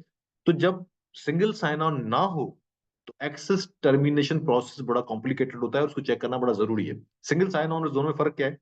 सिंगल साइन ऑन का होता है कि जब वो बंदा रिजाइन करके जाता है, ट्रांसफर होता है, या छोड़ के चला जाता है, रिटायर होता है, टर्मिनेट होता है, वॉट एवर एम्प्लॉय, तो एचआर सिर्फ एक एक्टिव डायरेक्टरी का लॉगिन बंद करता है और उसके सारे सिस्टम बंद हो जाते हैं। बड़ा आसान होता है। लेकिन अगर सिंगल साइन ऑन नहीं है और 50 सिस्टम्स पे उसको एक्सेस है, तो देन आपको हर सिस्टम के ऑनर को बताना पड़ेगा कि भाईजान बंद करें, भाईजान बंद करें, या बंद किया है नहीं किया। तो सिंगल साइन ऑन जहां पर नहीं है उसका रिस्क हाई है। सिंगल साइन ऑन के अपने रिस्क है, लेकिन बहरहाल ये यहाँ पर ना, साइम मॉनिटरिंग मैंने बता दिया आपको, ये थ्रेट अलर्ट में भी काम आता है। ये सारे सिस्टम से कनेक्टेड होता है, ऑडिटर को चेक करना चाहिए यहाँ पर कि क्या हर क्रिटिकल सिस्टम का लॉग साइम में आ रहा है, जो कि बीआईए सिस्टम्स हैं, बिजनेस इंपैक्ट एनालिसिस के अगेंस्ट जो सिस्टम बनाए गए हैं उनका एटलीस्ट आ रहा है। अगर वो लॉग आ रहा है, अच्छा ये साइम क्या करता है इसको थोड़ा मैं बता दूं आपको, एक कोरिलेट करता है और यूज केस बनाता है। मिसाल के तौर पर सीक्वेंस ऑफ डिवाइसेस लगे हुए हैं, पहला आपका फायरवॉल लगी है, फिर को राउटर लगा है, फिर को आईडीएस लगा है, आईडीएस के पीछे आगे सर्वर लगा है। अब इन सबसे लॉग आ रहे हैं। ये क्या करता है, हर किसी के लॉग को कोरिलेट करता है पिछले और अगले से, रिलेट करके फिर इंसिडेंट बनाता है कि यार इस घंटे में या इस 15 मिनट में ये जो फायरवॉल थी इस पे हमारी ट्रैफिक इतनी ऊपर चली गई थी। अच्छा, वो ट्रैफिक आगे आई, फिर 2 राउटर्स में स्प्लिट हुई, 2 राउटर से फिर आगे गई तो फिर 3 राउटर्स में स्प्लिट हुई, और उसके बाद ये इस सर्वर पे गई। तो वो क्या करता है, कोरिलेट करता है, यार ये ट्रैफिक ज्यादा आई है ना, यहाँ से गुजरी, यहाँ से गुजरी, यहाँ से गुजरी, जो इस मशीन पे गई है। तो वो कोरिलेट करके इंसिडेंट बनाता है बेसिकली। ये बड़ा इंपॉर्टेंट इंटेलिजेंट होता है, ठीक है। तो बहरहाल ये जो है वो इंटरनेशनल साइट्स होती है उनसे भी कनेक्टेड होता है, और वहां से भी आपकी जो है ना वो इंटेलिजेंस ले रहा होता है कि आज थ्रेड कौन सा आया है, कल कौन सा थ्रेड आया, कौन सा पैच अभी लगा है, उस पैच के हिसाब से भी आपको बता रहा होता है। तो ये वाला ये थ्रेट एनालिसिस की बात मैं तकरीबन कर चुका हूँ। आपकी स्ट्रेटेजी होती है, सोर्सेज क्या क्या है, कहाँ कहाँ से आप डेटा ले रहे हैं। आप जब ऑडिट करने जाएंगे तो आप चेक करेंगे कि यार क्या सारे सोर्सेज इंपॉर्टेंट हैं, या पता लगे कोई दो चार सोर्सेज कच्चे पक्के डाल दिए जो इंपॉर्टेंट सोर्सेज हैं वो नहीं। सोर्सेज भी चेंज होते रहते हैं। जो जो सोर्स अपना डेटाबेस अपडेट करते रहते हैं, इंप्रूव होते हैं, तो हम उनसे इंटीग्रेट करते हैं और वहां से लेते हैं। और कुछ जो आपके साइम के अपने वेंडर होते हैं वो खुद बताते हैं कि यार मेरा सोर्स ये, आप इधर से डेटा लिया करें। सॉरी। उसके बाद threat intelligence process, root cause analysis बहुत इंपॉर्टेंट होता है इसके अंदर कि यार देखें, ये जरूर देखें कि ये थ्रेट क्यों आया था। क्या इन्होंने रूट काज एनालिसिस किया, क्या वो सिमिलर जो थ्रेट की वल्नरेबिलिटी दूसरे सिस्टम में वहां कोई फिक्स लगा दिया उन्होंने, कोई पैच लगा दिया उन्होंने, क्या दूसरों को कवर कर लिया कि नहीं कर लिया। बहरहाल ये ऑडिटर का रोल है और ऑडिटर ने ये चेक करना है कि ये चीजें हुई या नहीं हुई। बहरहाल आगे चलते हैं, time short. People and controls and the role of internal audit, ये दूसरा एरिया है हमारा। पहला एरिया आपको पता लग गया कि पहला एरिया हमारे पास ऑर्गेनाइजेशन पॉइंट ऑफ व्यू था। अच्छा, पीपल के अंदर मैंने सिर्फ मेनली चार पांच उठाए हैं, ये इंपॉर्टेंट थे, उसके अलावा भी बहुत सारे हैं लेकिन बहरहाल ये इंपॉर्टेंट है। ये प्री एम्प्लॉयमेंट कॉन्ट्रैक्ट स्क्रीनिंग, मैं आपसे बार बार कहता हूँ कि यार बुनियाद से काम ठीक करें। अगर बुनियाद से, बेस से काम ठीक करेंगे ना तो आगे मसला नहीं होगा। वी हैव इनकाउंटर्ड इंसिडेंट, उसमें हमें हुआ है मसला कि हमने बहरहाल कहीं एक बंदा प्लान किया, उसको हायर कर लिया, बाद में पता चला कि वो पिछली ऑर्गेनाइजेशन में डेटा ब्रीच में शामिल था। ही हैज, यानी कि हैक किया, उसने हैक क्या किया, उसने जाते हुए ना उसका पूरा सिस्टम उड़ा दिया किसी बैंक का, और उसको ही hired and he was employed. तो हमें प्री एम्प्लॉयमेंट कॉन्ट्रैक्ट स्क्रीनिंग करनी चाहिए। कैसे कर सकते हैं? ऑडिटर क्या करेगा, क्राइटेरिया है कौन सा है, कैसे करते हैं, एप्लीकेशन रिव्यू करते हैं, उसके बाद स्क्रीनिंग इंटरव्यूज होता है, एडमिनिस्ट्रेटिव प्रिविलेज होता है, और आखिर में जो है ना आप रेफरेंस चेक मारते हैं और ये करते हैं। बहरहाल ये आपको पता है क्योंकि आप फाइनेंस के लोग हैं तो आपको अच्छी तरीके से ये चीजें पता है। लेकिन प्री एम्प्लॉयमेंट कॉन्ट्रैक्ट स्क्रीनिंग, जब आप एचआर एक्विजिशन में जाएं, एचआर का ऑडिट करें, ये जरूर चेक करें कि यार प्री एम्प्लॉयमेंट कॉन्ट्रैक्ट स्क्रीनिंग हुई है कि नहीं हुई है। अगर ये नहीं हुई है तो फिर आप इनहेरेंट रिस्क है आपका, ठीक है। Specifically the last three organisation आपको करनी चाहिए इन्फॉर्मेशन सिक्योरिटी के लिए, बाकियों के लिए नहीं, इतना इशू नहीं, वहां एक आध करने को मसला नहीं। इन्फॉर्मेशन सिक्योरिटी में ये मसला होता है, और ये बड़े तगड़े लोग होते हैं। वो पिछली ऑर्गेनाइजेशन के बाद किसी और का कॉन्ट्रैक्ट लगा देते हैं कि ताकि तो आप जो है ना किसी और से वेरीफाई कर लें कि जिस ऑर्गेनाइजेशन टर्मिनेट हुआ था या जिस ऑर्गेनाइजेशन ने थेफ्ट किया था, ऑर्गेनाइजेशन में कोई मसला हुआ था, तो वहां तो एटलीस्ट आप थ्री ऑर्गेनाइजेशन पे जाएं, specially information security, because they are guards, they are owners. Staff awareness and training, ये बहुत इंपॉर्टेंट है। जब एचआर के पास जाएंगे, इसमें बड़ा इंपॉर्टेंट सवाल है अक्सर लोगों की, और हमारी, खैर आप लोग सीनियर लोग हैं आपको अंडरस्टैंडिंग होगी, लेकिन ये कि होती है कि जी टीएनए नहीं किया एचआर ने। टीएनए एचआर का काम नहीं है असल में ना। टीएनए जो है ना वो लाइन मैनेजमेंट का काम है, लाइन मैनेजर ने करना है टीएनए। मेरा टीएनए मेरा बॉस करेगा। उसे पता होगा कि यार फैसल जो है इसमें तो बिलाल का टीएनए बिलाल का बॉस करेगा, बदर का टीएनए बिलाल करेगा। पता होना चाहिए कि यार ये, मुझे पता है कि इसमें कमजोर है, ये इसमें कमजोर है, और ये ट्रेनिंग एनालिसिस है, और ये वाली बहरहाल बाइन जो है हमें टॉप डाउन लेनी चाहिए। टॉप डाउन हम बाइन लेते हैं और उसके बाद फिर हमको टीएनए परफॉर्म करते हैं, ठीक है। ट्रेनिंग रेगुलर होनी चाहिए। अच्छा, आजकल बड़ा दौर चल पड़ा है आई सीन के, हम कोई सॉफ्टवेयर मॉड्यूल बनाते हैं और इंटरनेट डिप्लॉय करते हैं, दो चार ईमेल करते हैं, ट्रेनिंग करने लोग करते नहीं हैं। अब हमें ट्रेनिंग भी करवानी जरूरी है, ऑडिटर्स इसको चेक करें और कस्टमाइज रिपोर्टिंग करें इस पे कि यार इस डिपार्टमेंट के इतने लोगों ने ये ट्रेनिंग अटेंड नहीं की, चाहे वो ऑनलाइन हो चाहे वो हो, और देखें कि ट्रेनिंग प्रॉपर प्लान मौजूद है कि नहीं है। Because information security awareness is basic. सबसे आपको मैंने अभी दिखाया ना पीछे उस स्लाइड के अंदर कि इनसाइडर से ही थ्रेट हो रहा था, ठीक है ना। प्राइमरी कहां से हो रहा था? इनसाइडर। इनसाइडर, ठीक है ना, human is the weakest link in the chain. तो हाँ, वो वीकेस्ट लिंक है, तो वो आपको देखने की जरूरत है। फिशिंग सिमुलेशन करें उसके अंदर। अच्छा, इसको भी अब यहाँ पर आ गया तो मैं आपको बता देता हूँ कि हमारे पास आजकल नए टर्म्स आ गए हैं, बात एक ही है लेकिन बहरहाल लोग नए टर्म बताते रहते हैं। फिशिंग तो आपको पता ही था, ये सोशल इंजीनियरिंग का एक है कि आप डेटा उठाते हैं। दूसरा एक आ गया विशिंग, ठीक है। Wishing is basically voice simulation. और तीसरा एक है स्मिशिंग, जो बेसिकली एसएमएस के जैसा आपको आ जाता है, ये ओटीपी आ गया है मेरा जी, मैं बड़ा गरीब आदमी हूँ, मेरा ओटीपी आपके पास आ गया और आप मेहरबानी करें मेरे इजी पैसा पैसे आपके पास आ गया, हम वापस करने के बाद पता लगता है आपके अकाउंट से निकल गए। तो ये बेसिकली स्मिशिंग। दोबारा ये फिशिंग वगैरह की ट्रेनिंग के हवाले से ये आपके पास होने चाहिए। और फिर पॉलिसी तो ये ऑडिटर का काम है, ऑडिटर इनकी को चेक करे ड्यूरिंग द कोर्स कि टीन एटलीस्ट हुआ है और एग्जीक्यूशन हुई है कि नहीं हुई है। ये बहुत इंपॉर्टेंट है। अब अच्छा, ये आ गया फिशिंग विशिंग स्मिशिंग में बता चुका हूँ मैं, रैंसम वेयर कह रहा हूँ, ये मस्ट है सर आजकल के दौर में। तो इमर्जिंग ट्रेंड है ना, must carry out following training, ये इमर्जिंग ट्रेंड है। क्योंकि ये जरूरी नहीं कि ऑर्गेनाइजेशन के फाइनेंशियल सिस्टम में अगर कोई थ्रेट होना है तो हम सिर्फ फाइनेंस वालों को ट्रेनिंग कराएं, और एक बंदा जो कस्टमर केयर में बैठा हुआ है जॉइंट शॉप पे या किसी आउटलेट पे, उससे ना कराएं। ये आप कनेक्टेड नेटवर्क है आपका, ठीक है ना। आप उस आउटलेट वाले को पिछले दिनों में एक डॉक्यूमेंट्री देख रहा था जिसमें एक इंडिया के किसी कॉन्टेक्ट सेंटर को उन्होंने हैक किया, किसी हैकर ने। वो आपको पता है कि वो सीसीटीवी कैमरा में पहले दाखिल हुआ कहीं से जाके, सीसीटीवी कैमरा की पोर्ट खुली थी, किसी लॉगिन में नहीं किया, सीसीटीवी कैमरा में दाखिल हुआ, सीसीटीवी कैमरा किसी सर्वर से कनेक्टेड था, उस सर्वर में क्या, उस सर्वर नेटवर्क में था, नेटवर्क से वो उनके सिस्टम में चला गया और तबाही मार दी उसने ना। इंडिया का वो था, क्या कहते हैं, कॉन्टेक्ट सेंटर था। तो खैर, तो इसका मतलब ये जरूरी नहीं है, तो आपको ये वर्नेबिलिटी हर जगह पे देखनी है कि ये कहाँ कहाँ पर मौजूद है। अच्छा जी, आगे आ जाते हैं हमारे पास ये अगला कॉमन सिक्योरिटी इंसिडेंट्स के हवाले से मैंने कहा थोड़ा आपको बता दूं। फिशिंग तो आप पहले देख चुके हैं। डी डॉस एक बड़ा इंपॉर्टेंट अटैक होता है, डिस्ट्रीब्यूटेड डिनायल ऑफ सर्विसेज के हवाले से। ये मैं बताता हूँ आगे एक आएगी स्लाइड जिसके अंदर वो डी डॉस कैसे बनते हैं, और इनसाइडर थ्रेट्स बहुत इंपॉर्टेंट है जो होता है, unauthorised access, social engineering attack में बता चुका हूँ आपको। मालवेयर का भी मैं बताऊंगा, मालवेयर कितने किस्म के होते हैं और क्या होते हैं। ऑडिट का रोल क्या है, ऑडिट का डेफिनेटली पॉलिसीज है, क्लासिफिकेशन है, रूट कॉज एनालिसिस हो रहा है कि नहीं हो रहा।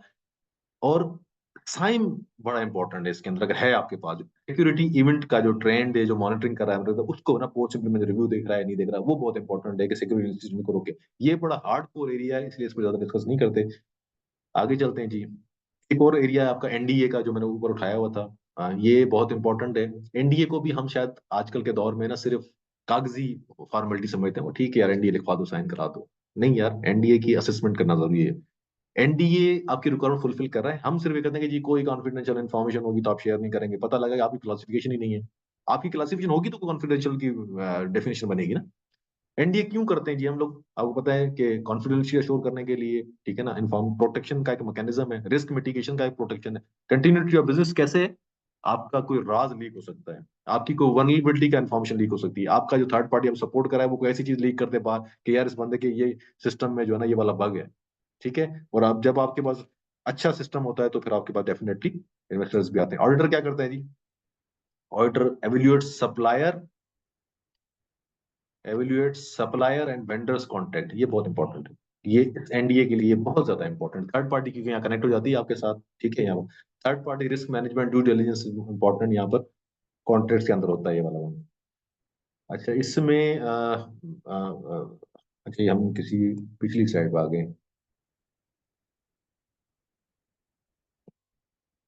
ये मेरा स्लाइड्स हमारी,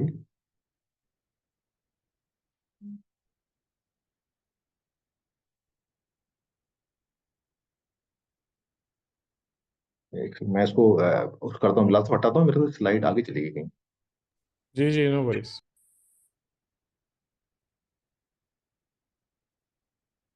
हम्म, एनडीए में हम आगे थे, ठीक है। अब आ जाते हैं फिजिकल कंट्रोल में, ठीक है। ये पिछली जो स्लाइड थी ये पीपल कंट्रोल की थी, मैंने कहा था चार एरियाज हैं, अब दोबारा organisation control, people control and physical control, जल्दी जल्दी डिस्कस करेंगे, टाइम नहीं है हमारे पास। फिजिकल कंट्रोल में बहुत इंपॉर्टेंट जो है ना आप लोगों के लिए, जो कि वो क्लियर डेस्क एंड स्क्रीन, ये बहुत इंपॉर्टेंट है यार। ये आपने चेक भी करना है और अपने लिए भी इंश्योर करना है और दूसरों के लिए भी इंश्योर करना है। हमारे पास ये प्रॉब्लम होता है, हम स्क्रीन को खोल के चले जाते हैं बहुत सारी जगहों पर, हमारे यहाँ तो पर ऑफिस में लोग याद भी होगा बिलाल को कि अगर कोई स्क्रीन खोल के चला जाता तो उसी की ईमेल से हम ईमेल लिख दिया करते थे ट्रीट की। तो स्क्रीन नहीं खोल के जानी चाहिए, डेस्क डेस्क पे कोई इस तरह का डेटा ना पड़ा हो। वी गोन थ्रू एक हमने पढ़ी कहीं पर जगह कि एक ऑडिटर ने इन्वेस्टिगेशन की, तो उस इन्वेस्टिगेशन की वजह जो थी उसकी वजह से उसको डेटा नहीं मिल पा रहा था, डेटा नहीं मिल पा रहा था, और वो बेचारे ने बड़ी कोशिश की कि मुझे डेटा दिया जाए ताकि मैं उस इन्वेस्टिगेशन कंप्लीट करूं, लेकिन बहरहाल उन्होंने डेटा नहीं। ऑडिटर बैठा रहा ऑफिस के अंदर और तकरीबन कोई 11:30 12 बजे वो उठा और उनके ऑफिस में चला गया, वो सारी फाइल्स वहां पड़ी थी, वो उठा के ले आया, और रात को उसने फोटो कॉपी की और सुबह से पहले वो जाकर दोबारा रख के आ गया और सारा डेटा उसके पास आ गया। तो ये बड़ा इंपॉर्टेंट है, clear desk, lock desk, clear screen policies, और ये वाला ये फिजिकल कंट्रोल इंफॉर्मेशन सिक्योरिटी के लिए आता है हवाले से। अच्छा, इक्विपमेंट मेंटेनेंस बहुत इंपॉर्टेंट है फिजिकल कंट्रोल के पॉइंट ऑफ व्यू से। प्रिवेंटिव मेंटेनेंस जिसको हम कहते हैं, चाहे वो सॉफ्ट यानी कि साइड का कंपोनेंट हो, जैसे फायरवॉल वगैरह सॉफ्ट साइड के कंपोनेंट्स हैं, डीजी सेट या वगैरह की हार्ड साइड के कंपोनेंट, क्योंकि देखें कंटिन्यूटी एक इंपॉर्टेंट था अवेलेबिलिटी का, जो हमारा सीआईए ट्राइड हमने देखा था, confidentiality, integrity and availability. Availability also part of the information security. If equipment is working fine, वो सही काम कर रहा होगा, तो डेफिनेटली आपकी अवेलेबिलिटी रहेगी और इन्फॉर्मेशन सिक्योरिटी इंश्योर होगी। और इन्फॉर्मेशन सिक्योरिटी इंश्योर करने के definitely preventive maintenance is important, ये हमें देखने की जरूरत है कि प्रिवेंटिव मेंटेनेंस में ध्यान नहीं, हम रिएक्टिव पे ज्यादा जाते हैं। बाकी ये फिजिकल सिक्योरिटी तो आप अकाउंट्स के लोग हैं, आपको पता है कि जी कार्ड्स होने चाहिए और ये होना चाहिए, वो होना चाहिए, फेंस होनी चाहिए। अच्छा, ये मैंने कहीं से तस्वीर देखी, बड़ी इंपॉर्टेंट थी, तो मैंने कहा कि हमें भी कहीं प्रिंट करके लगानी चाहिए इस तरफ वाली। उसने कहा जी, keep your desk clear, don't leave sensitive information laying around, store it securely और dispose of it securely. Shred करें या इसको यार ताले में रखें भाई, ना छोड़ें इसको फॉर क्रिमिनल्स। ठीक है। बाकी ये क्लियर डेस्क पॉलिसी के लिए था, ये हम नहीं डिस्कस करेंगे, आगे चलते हैं।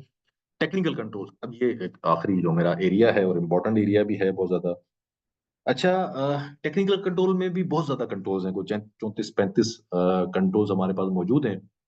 लेकिन मैंने इसमें से कुछ चंद उठाए हैं जो कि ऑडिटर के साथ बड़ा करते हैं। ये ऑडिटर्स का मतलब है कि हम ऑडिटर्स ही, आईएसओ सर्टिफिकेशन वाले ऑडिटर नहीं, जो 27001 की सर्टिफिकेशन देते हैं ना, वो नहीं, वो तो फिर हो सकता है वो सारी चीजों चेक करते हैं और वो फिर pre assessment, reassessment, full assessment, ये सारे काम करते हैं वो वाले। खैर बहरहाल ये हम आते हैं। सबसे पहला तो access control and identity and access management. ये मैं आपको बता चुका था कि यार इसके अंदर ये 5-6 कंपोनेंट्स होते हैं, ये आपने इंश्योर करने हैं, ये बहुत ज्यादा जरूरी है किसी भी सिस्टम के लिए। ये स्लाइड मुझे मिली इंटरनेट से, जो कि मुझे बड़ी पसंद आई और मैंने यहाँ पे डाली। अच्छा, यहाँ पर अगर आप देखें कुछ ऐसे टर्म्स हैं जो कि बड़े, ऑथेंटिकेशन सर्विसेज कैसे होती हैं, सिंगल साइन ऑन होता है, मल्टी फैक्टर होता है, सेशन और टोकन मैनेजमेंट भी होती है इसके अंदर। ये बड़ा इंपॉर्टेंट कॉन्सेप्ट है। टोकन बेसिकली, आप सेशन तो आपको पता होगा कि सेशन जब आप लॉगिन करते हैं सेशन आपका बन जाता है, और जब तक आप या तो आइडल हो जाए तो सेशन एक्सपायर हो जाता है, या तो फिर आप लॉग ऑफ करें तो सेशन एक्सपायर होता है। टोकन भी इसी तरह का एक सिस्टम है।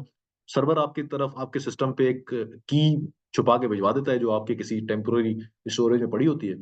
जब जब आप कोई रिक्वेस्ट भिजवाते हैं सर्वर को, किसी वेबसाइट को, किसी पोर्टल को, तो वो क्या करता है कि उस रिक्वेस्ट में आपका टोकन बीच में डाल के भिजवा देता है। और वहां टोकन पड़ता है वो, कि हाँ यार ये वही था जो फैसल को यहाँ बिलाल को दिया था, कहते हैं हाँ ठीक है। उस टोकन की एक लाइफ होती है, उस लाइफ के तक तो चलता रहता है और फिर वो एक्सपायर हो जाता है। तो ये भी एक अच्छा मैकेनिज्म है और हमें चेक करना चाहिए कि हमारे सिस्टम्स में, क्योंकि अब तो खैर बड़ा इंप्रूव हो गया, लेकिन पहले हम देखते थे कि जो लॉगिन पेज था उस पर आप लॉगिन करते थे, लेकिन कुछ पिछले पेज होते वो डायरेक्टली एक्सेसिबल होते थे, वो सेशन मेंटेन नहीं कर रहे होते, टोकन मेंटेन नहीं कर, आप क्या करते थे, यूआरएल कॉपी करके ना डायरेक्ट डाल देते, तो आप डायरेक्ट अगले पेज में चले जाते थे, लॉगिन वाला पेज आपके सामने आता ही नहीं था और आप इसको बाईपास कर लेते। अथोराइजेशन जो है ना वो मुख्तलिफ किस्म की होती है यार। रूल होती है, रोल्स होती हैं।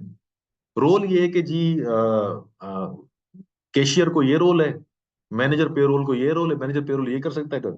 रूल ये है कि जी शाम को 7 बजे के बाद इस सिस्टम को कोई एक्सेस नहीं कर सकता, चाहे वो जीएम हो, चाहे वो मैनेजर हो, चाहे वो कोई भी हो। एक है रूल, एक है रोल।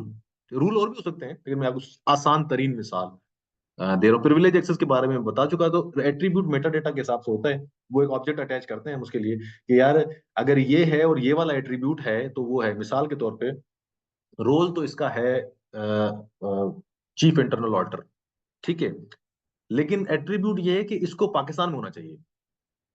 अगर ये रोल जो है वो तो चीफ ऑडिटर है, लेकिन ये लॉगिन आईपी कर रहा है इंटरनेशनल, तो वी विल नॉट अलाउ। समझे ना मेरी बात? तो ये है असल में रोल के साथ एट्रीब्यूट को भी अटैच करना।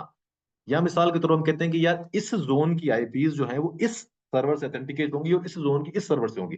जब इस जोन वाली इधर जाएंगे तो वो नहीं अलाउ करेगा उसको। तो बेसिकली ये आपका कोई एट्रीब्यूट मेटा इन्फॉर्मेशन होती है। जो मेटा इन्फॉर्मेशन क्या होती है, जब वो रिक्वेस्ट करते हैं तो आपके ब्राउजर में से कोई इन्फॉर्मेशन जाती है उसके पास कि यार मैं इस जगह पे हूँ, मशीन मेरी ये वाली है, इस मशीन से डेटा जा रहा है, ब्राउजर मेरा ये वाला है। इसमें ये भी हो सकता है कि जब भी रिक्वेस्ट आए तो ब्राउजर अगर एक्स वर्जन से ऊपर का है तो इसको अलाउ करो, वरना इसको अलाउ ना करो। ठीक है, तो ये एट्रीब्यूट हो सकता है हमारे पास। ठीक है, मैनेजिंग में प्रोविजनिंग में बता देगा। डी प्रोविजनिंग बहुत इंपॉर्टेंट है, इसको ऑडिटर्स को देखने की जरूरत है कि डी प्रोविजनिंग कैसे होते हैं। डेलीगेशन इज वेरी इंपॉर्टेंट, ठीक है, ये भी देखने की जरूरत है कि हम क्या कर रहे हैं क्या नहीं कर रहे।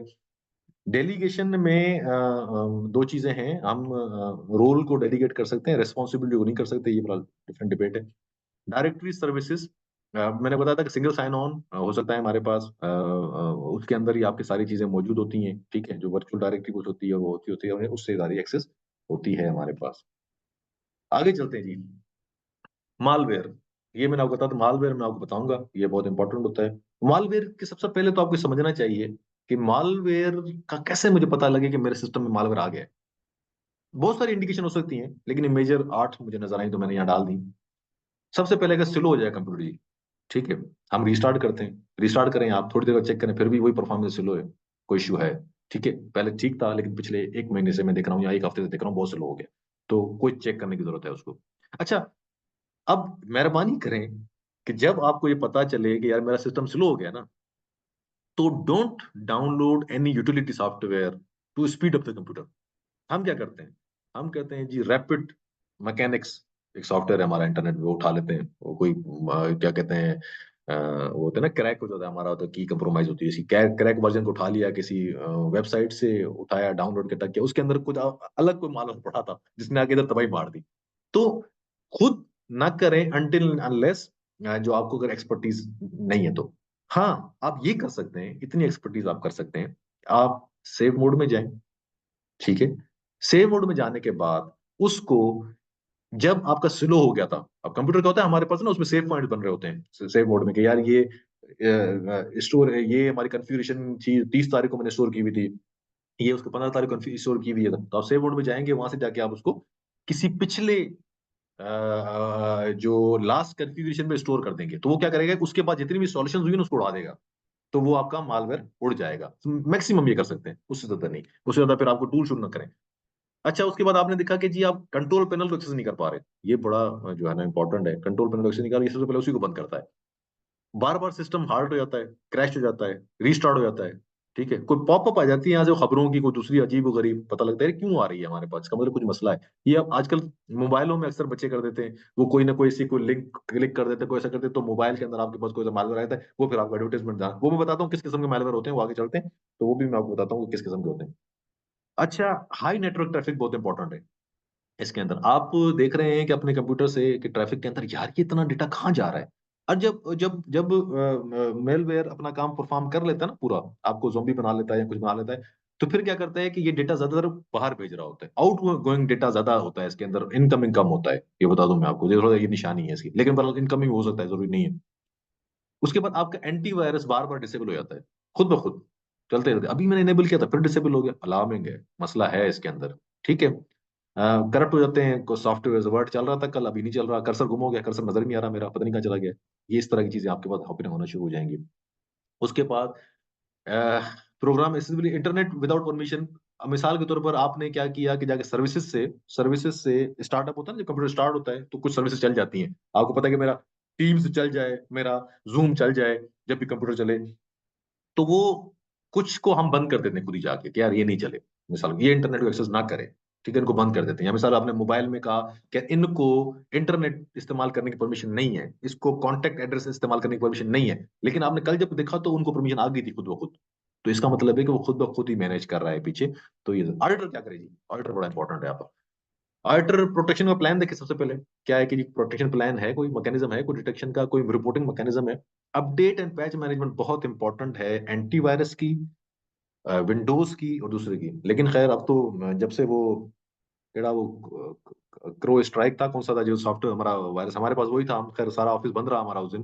तो तो अब तो ऐसे भी को पैच करने से पहले हमें को टेस्टिंग करनी चाहिए किसी एक मशीन पे, वरना तो फिर वो बैठ जाते हैं। तो खैर, अपडेट और पैच मैनेजमेंट में बड़ा इंपॉर्टेंट है कि उस टेस्ट किया जाए और उसको देखें वो कर रहा है, टेस्ट इंसिडेंट रिस्पांस प्लान, अगर कोई इंसिडेंट आ जाता है तो क्या ये रिस्पांस प्लान इतना है कि सिर्फ बातों में ही है, ठीक है। अवेयरनेस है यूजर को, once again privilege access management, ये बहुत इंपॉर्टेंट है। अगर आपके पास एडमिन राइट्स नहीं होंगे तो इंट्रूडर कुछ नहीं कर सकता।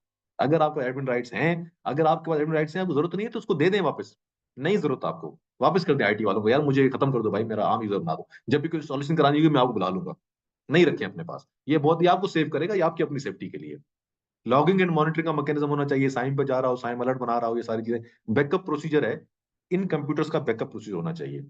अगर कोई रैंसमवेयर आ गया, आप पैसा नहीं दे पाए, तो वो उड़ा देगा सिस्टम आपका। अगर बैकअप होगा तो आपको परेशानी नहीं होगी, आप रीसेट कर देंगे अपना कंप्यूटर, बैकअप है आपका, परेशानी नहीं है आपका, क्योंकि रैंसमवेयर सिर्फ सी लॉक नहीं करता, वो सारी ड्राइव लॉक करता है, डी भी लॉक करता है, ई भी लॉक करता है, जहां डेटा पड़ा है वो सारे लॉक कर देता है।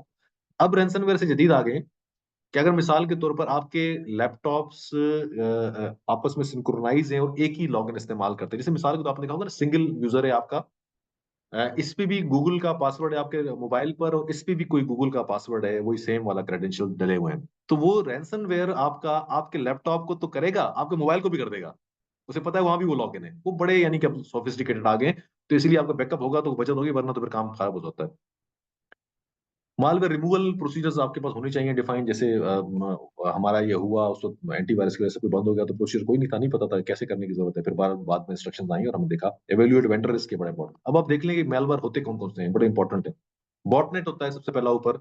ये बेसिकली करता है कि आप कंप्यूटर में आता है, चुप करके बैठता है और आपको ज़ॉम्बी बना लेता है, फिर आपके कंप्यूटर से दूसरे कंप्यूटर को इन्फॉर्मेशन भेजता है, और इस तरह से ना ये अक्सर बनते हैं डी डॉस के लिए, डिस्ट्रीब्यूटेड डिनाइल ऑफ अटैक्स जो होते हैं ना, डिस्ट्रीब्यूटेड डिनाइल ऑफ सर्विसेज होती हैं। कि यार जब डेट आए वो वाली, तो फिर सारे कंप्यूटर से इस पर्टिकुलर जगह पे अटैक हो जाए, और स्पाई और डेटा स्टील करते हैं, एडवेयर होते हैं, आपके एड्स आना शुरू कर देते हैं। आपके बाद रैंसमवेयर, आपको पता है कि इनक्रिप्ट कर देते हैं डेटा को और ब्लैकमेल करते हैं आपको।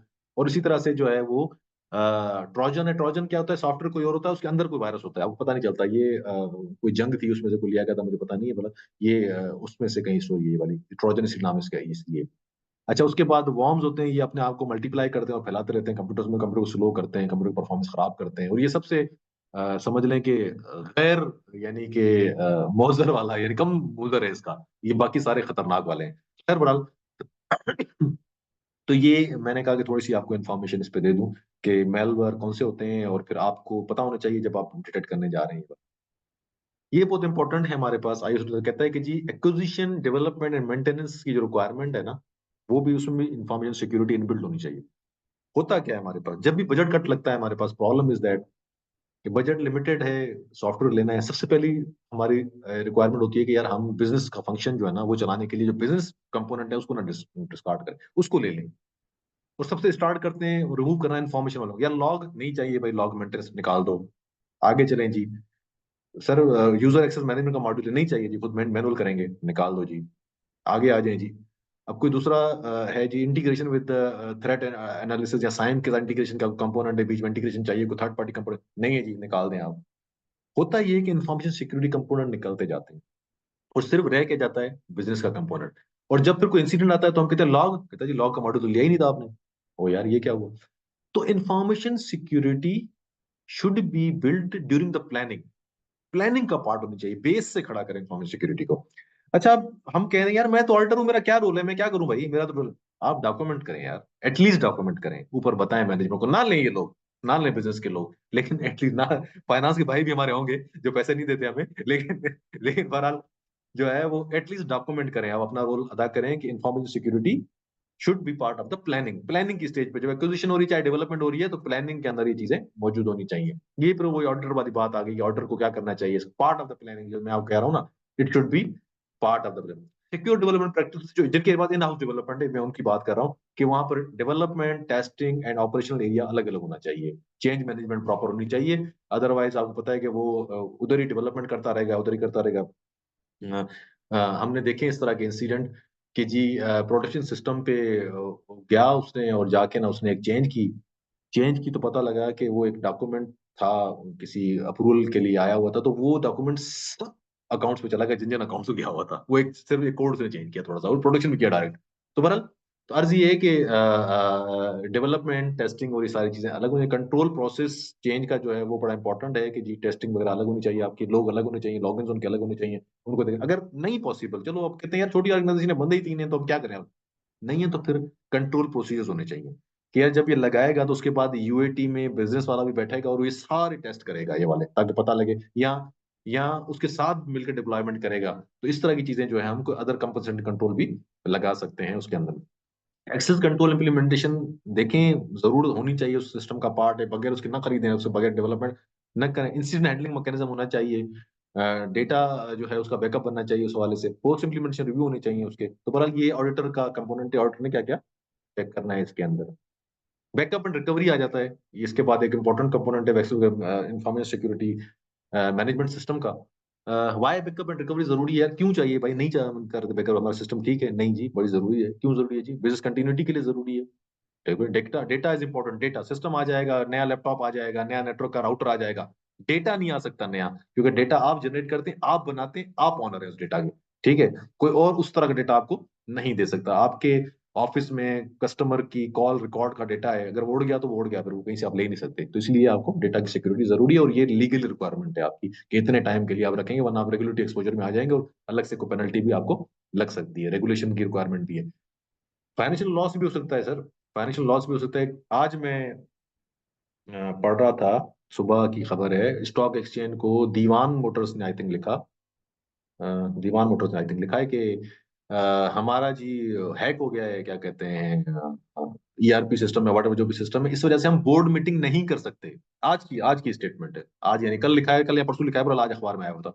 तो आप देखिए, ये पाकिस्तान का इंसिडेंट है। तो इसका मतलब है कि फाइनेंशियल डेटा में भी अगर कुछ अगर हो गया तो फिर आप बोर्ड मीटिंग भी नहीं कर सकते और कुछ भी नहीं कर सकते, बड़े मसले हो सकते हैं आपके पास, कंपनी की रेपुटेशन खराब हो सकती है। इतनी बड़ी खबर आ गई जी, इनकी जो है ना वो प्रोडक्टिविटी भी आपकी इंक्रीज होगी अगर ये चीजें अवेलेबल रहेंगी। ऑडिटर ने क्या करना है? ऑडिटर ने डेटाबेस की स्ट्रेटेजी देखनी है। हाँ जी, कुछ स्ट्रेटेजी है, लेकिन मैं फिर यहाँ एम्फेसाइज करूंगा, स्ट्रेटेजी होगी तो क्लासिफिकेशन होगी। ठीक है, डेटा की स्ट्रेटेजी होगी तो क्लासिफिकेशन, तो बैकअप की बात करें, पहले पता होगा ना मुझे कि यार हाँ मेरी स्ट्रेटेजी है, ये सेंसिटिव है, ये फिर हम क्लासिफिकेशन करेंगे, और क्लासिफिकेशन के हिसाब से हर डेटा को बैकअप नहीं कर सकते आप, इतनी आपको रिसोर्सेज नहीं है, इतने सर्वर नहीं है, इतनी मशीनें नहीं है कि हर चीज को मैं बैकअप करना शुरू कर दूं, ऐसा नहीं है। जाहिर बात है, हमें कोई रिसर्च परफॉर्म करनी होती है, कोई बीआईए परफॉर्म करना होता है, उसके बाद पता नहीं यार ये मैं बैकअप करूंगा 1 साल के लिए, ये करूंगा 2 महीने के लिए, ये बिल्कुल नहीं करूंगा, इसकी मुझे जरूरत नहीं है बैकअप की, मेरा गुजारा हो जाएगा। ठीक है, इतने साल टाइम में रख सकता हूँ, बहरहाल ये सारी चीजें जो है वो तो स्ट्रेटेजीज इंपॉर्टेंट। डेफिनेटली फिर उसके ऑडिटर चेक करेगा कि कोई स्केड्यूल है, शेड्यूल है, कुछ सिस्टम है जहाँ जा रहा है ये वाला। उसके बाद कौन जिम्मेदार है इसका, ठीक है, कंसिस्टेंसी चेक होगा, और कुछ रैंडम रिस्टोरेशन के एविडेंस भी लेगा उनसे कि यार तुम ये डेटा बैकअप तो किए जा रहे हो पिछले 3 सालों से, कभी कोई रिस्टोर करके दिखाया कि नहीं देखा भाई? चलो जी उठाओ यार, ये एक्टिव रिस्टोर करके दिखाओ, सिस्टम पे रिस्टोर होती है कि नहीं होती। डेटा रिस्टोरेशन की भी प्रियोरिटी होती है कि यार 1 साल के अंदर एटलीस्ट आप रैंडमली कुछ टेप ड्राइव या वट जो भी डेटा है आपका, वो सिस्टम पे रिस्टोर करके देखें, ताकि ऐसा कोई मसला हो तो पता लगे डेटा तो स्टोर करें लेकिन सारा फॉल्स है, डेटा स्टोर हो ही नहीं रहा, डेटा बैकअप बन ही रहा, स्टोरेज पे जाए तो पता लगे कि ना चल रहा हो। अच्छा जी, आ जाते हैं हम क्लाउड पे। ये आपको नजर आ रही है? मुझे नजर नहीं आ रही। क्लाउड पे आ जाते हैं। आ रही है ना सर। अच्छा, मेरे पास में बार है ऊपर तो मुझे उसकी हेडिंग नजर नहीं आती। अच्छा खैर, ये क्लाउड और वर्चुअलाइजेशन का मैं आपको अभी पिछले एक स्लाइड दिखा चुका था कि यार 147 जीटा बाइट्स जो है हम लोग चले जाएं 2024 के अंदर, और 2025 में और भी ऊपर चले जाएंगे। क्लाउड पे हम जा रहे हैं और आसानी से जा रहे हैं, और लोग जा रहे हैं, बैंक्स भी जा रहे हैं, जान छुड़ा रहे हैं अपनी, क्योंकि अब इतनी कॉस्ट हो गई है ऑपरेशनल कि आप अपने डेटा सेंटर्स मैनेज नहीं कर सकते। तो देखिए ना, आपने देखा होगा कि इकोनॉमी ऑफ स्केल जहां पर वो लोग कमा रहे हैं, जिनके डेटा सेंटर है वो कमा रहे हो, कहते हैं यार इनको ही दो, हम तो नहीं संभाल सकते, और ये अच्छा भी है। जैसे अब देखें, अब टावर कंसोलिडेशन हो रही है टेलीकॉम के अंदर, तो वो हर कोई स्पेशलाइज उस पर जा रहा है, तो वर्चुअलाइजेशन तो क्लाउड है, इसलिए लोग क्लाउड पे जा रहे हैं और अपने डेटा वहां जा रहे हैं। लेकिन डेफिनेटली जब कोई फायदा आता है तो उसका रिस्क भी आते हैं, ये तो आपको पता है ना। यहाँ पर सिंपल टू यूज था, कॉस्ट इफेक्टिव था, बड़ा आसान था, कोई मसला नहीं है जी, कोलैबोरेटिव सिक्योरिटी है जी, उनके पास पूरी टीम है, उनकी मर्जी है ये वो। लेकिन रिस्क भी है, ये कॉमन रिस्क है, ज्यादा भी है, लेकिन बहरहाल ये अच्छे जो इंपॉर्टेंट रिस्क हैं वो वाले। Lack of visibility and control, ये बहुत बहुत बहुत क्रिटिकल रिस्क है। ठीक है, ये आपको नहीं पता चलता है कि यार किधर है कंट्रोल, कौन चला रहा है वहां, कौन बैठा हुआ है, किधर पड़ी है मशीन, कुछ पता नहीं है आपको। आपके डेटा के साथ पता लगे कि आपका डेटा है यहाँ का, और साथ में जो कंपनी है वो इसराइली है, उसका डेटा आपके डेटा के साथ पड़ा हो, कोई आपस में बीच में फिजिकल बेरियर नहीं है। एवर चेंजिंग बाउंड्रीज, ये पाकिस्तान के लिए इंप्लीमेंटेड नहीं है, लेकिन खैर इंटरनेशनली है। जिन लोगों ने बाहर डेटा, आपको नहीं पता होता कि ये डेटा आज यहाँ था, लेकिन उन्होंने ऑप्टिमाइज किया। ऑप्टिमाइज कैसे करते हैं? वो ऐसे करते हैं ऑप्टिमाइज के, एक कंपनी है यूएस में बैठी हुई है, और यूएस में उसने जी एक प्राइमरी साइट ले दी, एक डीआर दी, तो उन्होंने क्या किया कि उसको डीआर साइट जो है ना वो ऑस्ट्रेलिया में दे दी। उसने कहा जी नहीं जी, मुझे लेटेंसी आ रही है इतने सेकंड, तो आप ऐसे करें, ये डीआर मेरी ना थोड़ी करीब लाएं, ये बहुत ज्यादा 1000 किलोमीटर दूर है, तो मैं करीब लाएं और उसको कहीं सेंटर में ले आए, कहीं कहीं और करीब ले आए, मिसाल के तौर पर आप यूके में ले आए। तो वो क्या करते हैं कि वो डेटा की वर्चुअली मूवमेंट कर रहे होते हैं। आप यूके में स्टोर थे, आप की जो क्लाइंट था वो अज्यूम करते जर्मनी में था, और वो वहां से बड़े करीब था यूके से, वो एक्सेस कर रहा था वहां से। बाद में पता लगा आपका डेटा उठा के उन्होंने ऑस्ट्रेलिया को भिजवा दिया, आपको पता ही नहीं चला, क्योंकि आपको पता नहीं चलता, आपके लिए विजिबल होता है, इनविजिबल होता है, आपको कुछ पता नहीं चलता कि डेटा कहाँ गया है। आपने सिर्फ लॉगिन होना था, आपने आईपी डालना होता, आईपी वांट उठा के वहां करें, वो कुछ नहीं, मसला कोई नहीं। तो एवर चेंजिंग बाउंड, बहरहाल visibility vulnerability of social engineering attacks भी हो सकती है। दूसरा ये कि हम वेंडर डिपेंडेंट हो जाते हैं, एक दफा आपने क्लाउड पे डेटा चढ़ा दिया ना, फिर आप फंस जाते हैं। बड़ा मुश्किल होता है कि आप उस डेटा को जो है वो किसी और पे ले जाएं, और इवन अपने क्लाउड से किसी और पे ले जाएं या उधर से अपने क्लाउड पे लेकर आए, तो भी एक प्रॉब्लम होता है। नाउ ऑर्डर ने क्या करना है भाई? ऑडिटर ने जो है वो एग्रीमेंट डेफिनेट चेक करना है, इंपॉर्टेंट तो ये वाला है। सिक्योरिटी कॉन्फ़िगरेशन चेक करनी, एक्सेस मैनेजमेंट चेक करना है हमारे पास। ठीक है, ये बहुत बहुत इंपॉर्टेंट है एक्सेस मैनेजमेंट क्लाउड के लिए, क्योंकि आपके पास एक ही हथियार है, एक्सेस, बस, बाकी कुछ नहीं है। बाकी तो मशीन में उनके पास है, सब कुछ उनके पास है, उनकी मर्जी, उन्होंने जो कर रहा है वो करे। वेंडर सिक्योरिटी कंट्रोल अगर आप चेक कर सकते हैं, ऑडिट कर सकते हैं, लेकिन ये पाकिस्तान में तो उससे पॉसिबल होता है, लेकिन इंटरनेशनल के साथ आप नहीं कर सकते, क्योंकि वो क्रॉस बॉर्डर होता है, बड़े मसले मसाइल होते हैं। हाँ, पैच मैनेजमेंट की, नेटवर्क सिक्योरिटी की ये रिपोर्टें देता है, वो आपको बताता है कि जी मेरे सारे पैच अपडेटेड हैं, मेरे नेटवर्क सिक्योरिटी के अंदर ये बैकअप डीआर का भी वो आपको देता है। चेक डेटा आइसोलेशन, ये बहुत इंपॉर्टेंट है। पड़ोस में कौन पड़ा है जी, मेरे साथ किसका डेटा पड़ा हुआ है, इसका रिस्क क्या है? ये वीएम्स बनी होती हैं जी, एक ही हार्डवेयर मशीन है, एक ही पीछे जो है ना आपका क्या नाम है, डेटा है, स्टोरेज है। अब वीएम बनी है, एक की वीएम आपके पास है, तो ये जो दूसरे की वीएम है ना, इसका लॉगिन एक्सेस कंट्रोल अच्छे नहीं है, आपके लॉगिन बड़े अच्छे कंट्रोल है। अगर वो कंप्रोमाइज होता है ना, तो हो सकता है कि आप भी कंप्रोमाइज हो जाए। अगर ऐसा कोई क्रैश आता है जिसमें कोई फिजिकल सेक्टर्स भी क्रैश होते हैं, तो हो सकता है आप भी क्रैश हो जाए। तो ये है कि वो जो दूसरा रिस्क प्रोड्यूस करेगा ना, वो आपके लिए प्रोड्यूस कर देगा, वो अपने लिए तो करेगा ही करेगा ना।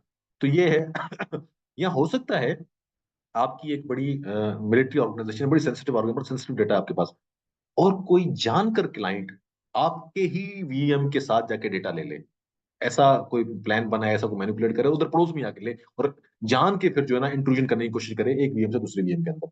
तो बहरहाल evaluate cost and resource management, ये बड़ा इंपॉर्टेंट है। तो ये आ गया। आगे लॉग मॉनिटरिंग पे आ जाते हैं जी। ये भी एक इंपॉर्टेंट एरिया है, क्योंकि मैं साइम का जिक्र कर चुका था आपसे पहले ही। क्या करता है, बहुत इंपॉर्टेंट है, रेगुलेटरी कंप्लायंस के लिए बड़ा जरूरी है। इंसिडेंट जो होता है उसका रिस्पॉन्स बड़ा अच्छा होता है, पता लग जाता है मुझे जब इंसिडेंट हो गया जी। अ, इसका ही लॉग ले लें आप, ये सिर्फ आप टेक्निकल लॉग ना लें, आप सीसीटीवी कैमरा को लॉग ले लें। आप बैक ट्रैक कर सकते हैं कि यार इंसिडेंट कैसे हुआ था, क्या हुआ, गाड़ी ने कहाँ हिट किया, क्या किया, क्या नहीं किया। सिमिलरली सिस्टम के अंदर भी यही होता है कि पता लग जाता है कि यार ये आया, यहाँ गया, इस राउटर पे गया, यहाँ इसने सिस्ट लॉग को डिसेबल किया, सिस्ट लॉग को इनेबल किया, ये एक यूजर बनाया, इस यूजर को एडमिन राइट्स दिए। ये सारा काम जो है आपको उस लॉग से पता लगता है, और ये एक ही चीज होती है जो बता रही होती है आपको कि यार क्या हुआ, क्या नहीं हुआ। तो इसका होना बड़ा जरूरी है। ये इंट्रोडक्शन के केस में, अटैक के हैकिंग के केस में, लेकिन डेफिनेटली एरर के मामले में भी, बग के मामले में भी बड़ा इंपॉर्टेंट है। आपको पता लगता है कि यार मेरा सिस्टम आज क्यों काम नहीं कर रहा, कहाँ पर बग आ रहा है, तो आप चेक करते हैं यहाँ के, यहाँ पर आकर जो है ना ये एरर आ गया है, इसको देखना चाहिए, एरर क्यों आ रहा है, इस वजह से हो सकता है कोई वैल्यू सही नहीं है, कोई जीरो से डिवीजन हो रहा है, क्या हो रहा है। कम्युनिकेशन आईडी, अच्छा, data record use for trouble shooting and gathering business insights. Auditor क्या करेगा जी? ऑडिटर यकीनी बात है कि लॉग मैकेनिज्म देखेगा। इंटेग्रिटी और कंप्लीटनेस बहुत इंपॉर्टेंट है लॉग की। मैंने इन्वेस्टिगेशंस की हैं बहुत सारी, अक्सर जगहों पर हमने देखा कि यार लॉग को मैनिपुलेट किया हुआ था, कि लॉग आ रहा है जी 12 बजे तक रात का आया, या मिसाल सुबह दिन का 12 बजे तक आया, उसको पता लगा 3 घंटे का कुछ भी है ही नहीं उसके अंदर बीच में, और 3 घंटे के बाद फिर एक लॉगिन शुरू हो गया, तो बीच में उन्होंने कोई पीस निकाल दिया। तो ये हमारी प्रैक्टिकल एग्जाम्पल से हमने खुद देखा हुआ है। तो ये होता है कि लॉग की इंटेग्रिटी और कंप्लीटनेस देखें। क्या लॉग को उसी प्राइमरी मशीन पे स्टोर होना चाहिए जहां से जनरेट हो रहा है? नहीं जी, उसको मूव होना चाहिए किसी और जगह पे, क्योंकि प्राइमरी मशीन अंटिल क्या क्या प्राइमरी मशीन आफ्टर ऑल है तो उस एडमिन के अंडर ही ना, जो एडमिन है उस प्राइमरी मशीन का। मिसाल के तौर पर सीआरएम की एक प्राइमरी मशीन है, उसका लॉग जैसे जनरेट होता है वैसे ही जनरेट होके उसने साइम के सर्वर पे जाना है, जहां मेन है, जहां वो रिटेंशन लगी हुई है, और जहां से ये सारे काम हो रहे हैं। ताकि अगर ये डेटा लॉग को मैनिपुलेट करता है, लॉग को उड़ाता है, लॉग को कुछ करता है, तो आपके पास ओरिजिनल जगह पे लॉग मौजूद होना चाहिए। एक्सेस असेस करें लॉग एनालिसिस कैपेबिलिटीज, ये साइम वाली बात आ गई once again. You can access to the control of the log, बड़ा इंपॉर्टेंट है। हम ऑडिटर्स कहते हैं कि लॉग का एक्सेस जो है, क्योंकि देखें एक बड़ा प्रिविलेज एक्सेस मैनेजमेंट का जो यूजर राइट का एक मैकेनिज्म है ना, उसका ये है, आपको जो सिस्टम मिलता है ना, ये कंप्यूटर मिल गया आपको, ये इसमें लिनक्स इंस्टॉल है। लिनक्स का एक यूजर होता है, उसका नाम होता है रूट प्राइमरी, या कम टेक्स्ट विंडोज है आपके लिए, एडमिनिस्ट्रेटर उसका यूजर है। एडमिन जो यूजर होता है ना, उसको हम क्या करते हैं, उसको रख देते हैं साइड पे, उसको इस्तेमाल नहीं करते। हम अपना यूजर बनाते हैं, जो एडमिन दूसरा होता है ना वो बनाता है, उसका नाम भी एडमिन ही होता है, लेकिन उसका यानी कि राइट्स एडमिन ही होते हैं, लेकिन वो कोई और यूजर होता है। ठीक है। लॉग को इनेबल करना, डिसेबल करना जो है ना, वो जो ओरिजिनल एडमिन है ना, उधर ही रखें उसके पास। और ये वाला जो बंदा जिसको आपने एडमिशन बनाया है ना, उसको दें, लेकिन उसको लॉग इनेबल डिसेबल के राइट्स ना दें। ये बड़ा स्टैंडर्ड मैकेनिज्म है। इसको दूसरे सारे काम दें कि यार तू यूजर क्रिएट कर, यूजर डिलीट कर, यूजर को राइट दे, यूजर को राइट ना दे, तू सब कुछ कर भाई, तू पैच लगा। लेकिन जो तेरी रिकॉर्डिंग कर रहा है ना लॉग एडमिन, वो तेरे पास नहीं होना चाहिए, वो किसी और के पास होना चाहिए, वो बिजनेस किसी और में, ताकि ये कुछ भी करता रहे लेकिन अपने किए हुए को साफ न कर सके। वो एक ही एविडेंस है जो लॉग है, जो कि एडमिन के पास होती है। तो रूट के पास लॉग का एक्सेस होना चाहिए मैनिपुलेशन का, यानी कि उसको डिलीट करने का काम हुआ। लेकिन जो दूसरा एडमिनिस्ट्रेटर है, जो सेकंड टू द रूट है, उसके बाद दूसरे सारे राइट हो सकते हैं, लेकिन लॉग को वो चेंज ना कर सके। ओवरऑल कंफ्यूजन हो सकती है, कंप्लायंस स्टैंडर्ड हो सकता है, लॉग मॉनिटरिंग प्रोसेस हो सकते हैं, ये सारे उसको चेक करने की जरूरत है। तो ऑलमोस्ट हम एंड पे आ गए। ये इंफॉर्मेशन सिक्योरिटी जो है, बड़ा अच्छा मेरे कहीं नजर आया मुझे, not just a shield but a strategic enabler of trust and resilience.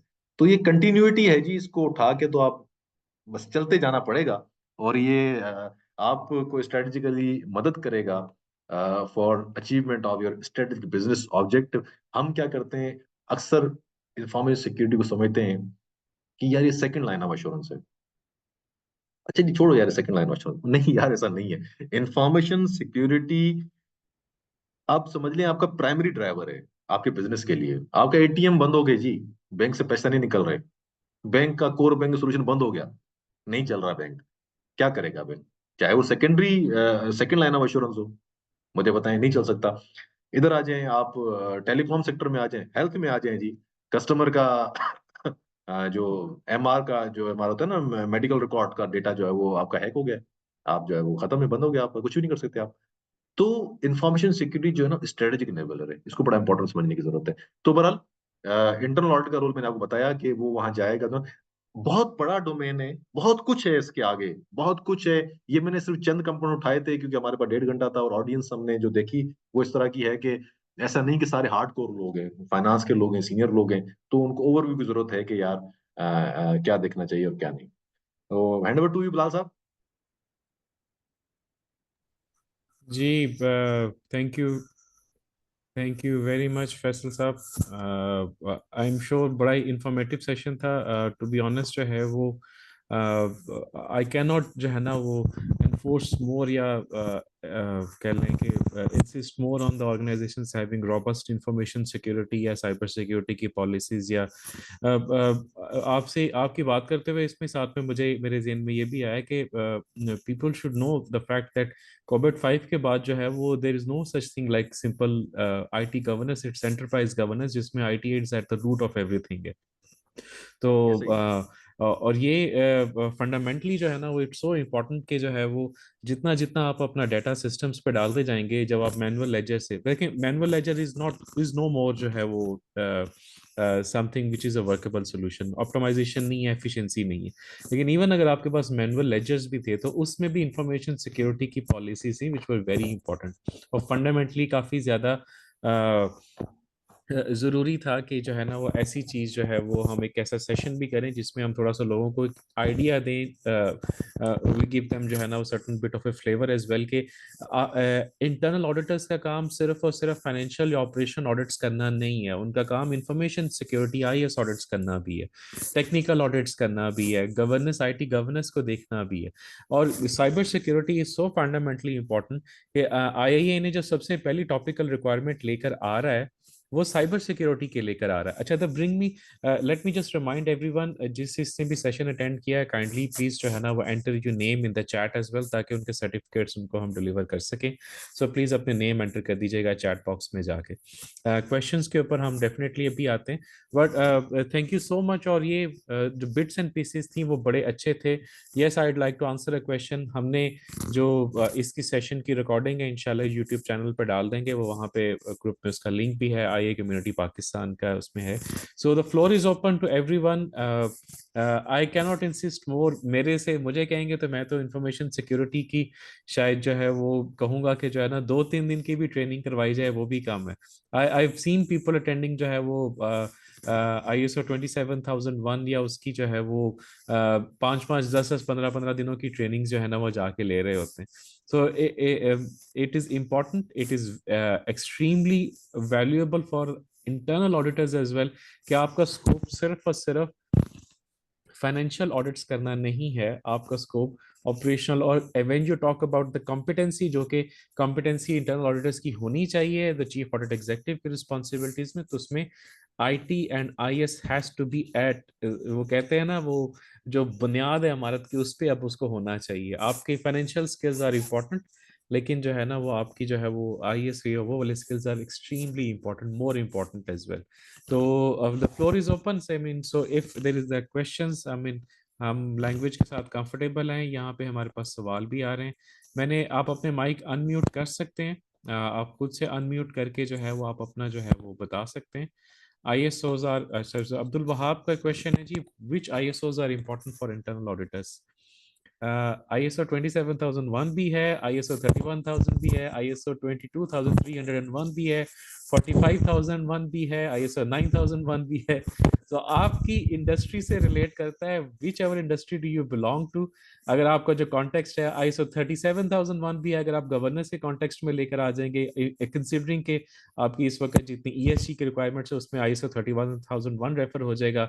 आप HSE के हिसाब से आएंगे तो ISO 45001 हो जाएगा। इंफॉर्मेशन सिक्योरिटी के एंगल से आ जाएंगे तो 27001 इंपॉर्टेंट हो जाएगा। बैकअप सिक्योरिटी कंटिन्यूटी मैनेजमेंट के हवाले से आ जाएंगे तो 22301 हो जाएगा। एआई के ऊपर भी there is a 41000, I guess AI के ऊपर भी आ चुका हुआ है, जेन एआई से रिलेटेड भी आ गया है। डॉक्यूमेंटेशन देखनी है तो 9001 आ जाएगा। ऑयल एंड गैस सेक्टर में कौन सा है? फैसल साहब, do you have any idea about ISO in oil and gas sector? कोई है नहीं सर, आपको आइडिया? मुझे मुझे नहीं, लेकिन देखिए इंफॉर्मेशन सिक्योरिटी में जब वो लिखता है ना, वो लिखता है कि ISO 27000 फैमिली। ठीक है ना, हाँ जी वो जब भी जी। आपसे बात करेंगे ना तो वो फैमिली की बात करता है उसका। और ये हाँ पहला है, फिर दूसरा उसका गाइडलाइंस है, वो बहुत कम्प्रिहेंसिव है, वो 164 सफ़े का डॉक्यूमेंट है। वो जी बहुत जी। डिटेल है, बड़ा अच्छा है वो, मैंने देखा उसको।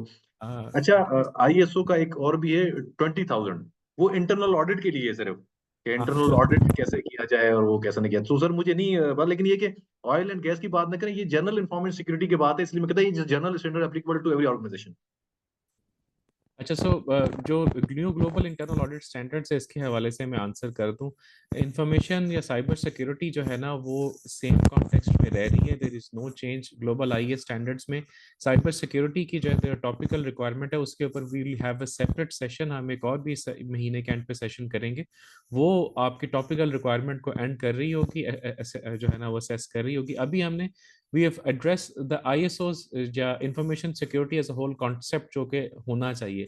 अनफॉर्चुनेटली IIA जो है वो अभी काफ़ी देर से जागा है इसके ऊपर। जी टैग्स या GITs उनकी आ रही थी, लेकिन डिटेल कॉम्प्रिहेंसिव गाइडलाइंस के एंगल से जो है ना, या तो इसाका पे हम लोग रेफर कर रहे होते थे, निस्ट को रेफर कर रहे थे, कोविड को गवर्नेंस के लिए रेफर कर रहे थे, या ISO को रेफर कर रहे होते थे। इसके अलावा और भी हैं, लेकिन प्री डोमिनेंटली यही वाले जो है वो स्टैंडर्ड्स या ISOs रेफर हो रहे होते थे जब हम अब तो जो सर भी अब। छोटे छोटे मुल्कों ने ना, मैं देख रहा था कि फिनलैंड ने अपना बना लिया है। ठीक है ना। अच्छा। अब हाँ, अब मैं देखा था पर छोटे छोटे, क्योंकि उन्होंने ना अपने रेगुलेटर के हिसाब से थोड़ा सा, जी क्योंकि जी। यूरोप में भी आपको पता है कि फर्क है, कुछ थोड़े सख्त हैं, कुछ थोड़े लीनियंट हैं, लेकिन वो GDPR उनका जो है वो मेनली ड्राइव कर रहा होता है। हाँ जी तो जी, हाँ। इंफॉर्मेशन, हाँ, इंफॉर्मेशन हाँ, तो प्राइवेसी वो से उसको रिलेटेड, थोड़ा सा ना जी। वो देख लेते हैं कि कुछ ना मेंबर स्टेट्स के हवाले से। तो बहरहाल मैं देख रहा था कि फिनलैंड ने अपना बना लिया, तो बहरहाल बहुत सारे कर रहे हैं। अच्छा, सो यस, अगर if you are in in industries जो कि एक्सपोर्ट रिलेटेड बिजनेसेस डील कर रही हैं और यूरोपियंस के साथ जो है ना स्पेशली डील करते हैं, तो उनके लिए GDPR इंपॉर्टेंट हो जाते हैं।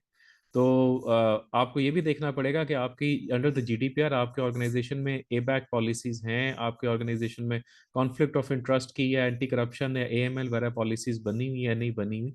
इंफॉर्मेशन सिक्योरिटी, अच्छा, इट्स वेरी इंपॉर्टेंट। मैं सिंस वी आर, फैसल साहब, you and I are in the same kind of business, तो हम इवन अब कहीं किसी जगह पे एज अ वेंडर या किसी जगह पे बिड सबमिशन भी करवाते हैं, तो हमसे पूछा जाता है कि डू यू हैव ISO 27001 की इम्प्लीमेंट की सर्टिफिकेशन है for the organisation part. It's that important जो है वो, we hold the data, we transact the data हमसे, विद विद फैसल साहब एंड मी वो सिटिंग, आपको पता है the 100% of Pakistan traffic goes through our systems. आपका जो इंटरनेट है वो हमसे ही जा रहा है। तो if we do not have these controls, तो दैट इज वो शार्क मछली हमें ही काटती है आके, अनफॉर्चुनेटली। चलिए जी, Hammad Bhutta was raising the hands. Hammad, please, अगर आप you have any question, please shoot. Hammad,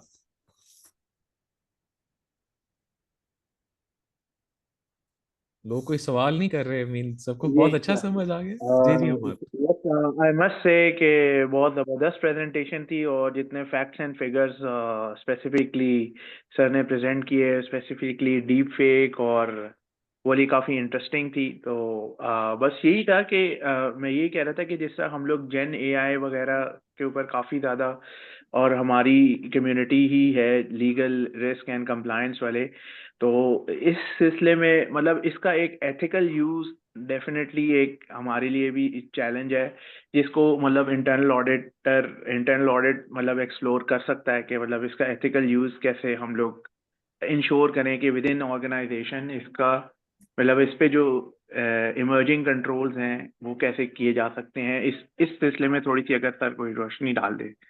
इसमें इसमें बड़ा सा थैंक यू। इसमें ना हम लोग एतिसलात के प्लेटफॉर्म से कर रहे हैं काम। हमने जेनेटिव एआई का फ्रेमवर्क बना लिया है इंटरनल ऑडिट के लिए। और जेनेटिव एआई का framework for the internal entire organisation जो है वो एतिसलात ने अपने लिए बना लिया है। हम उसको रिप्लिकेट करने जा रहे हैं।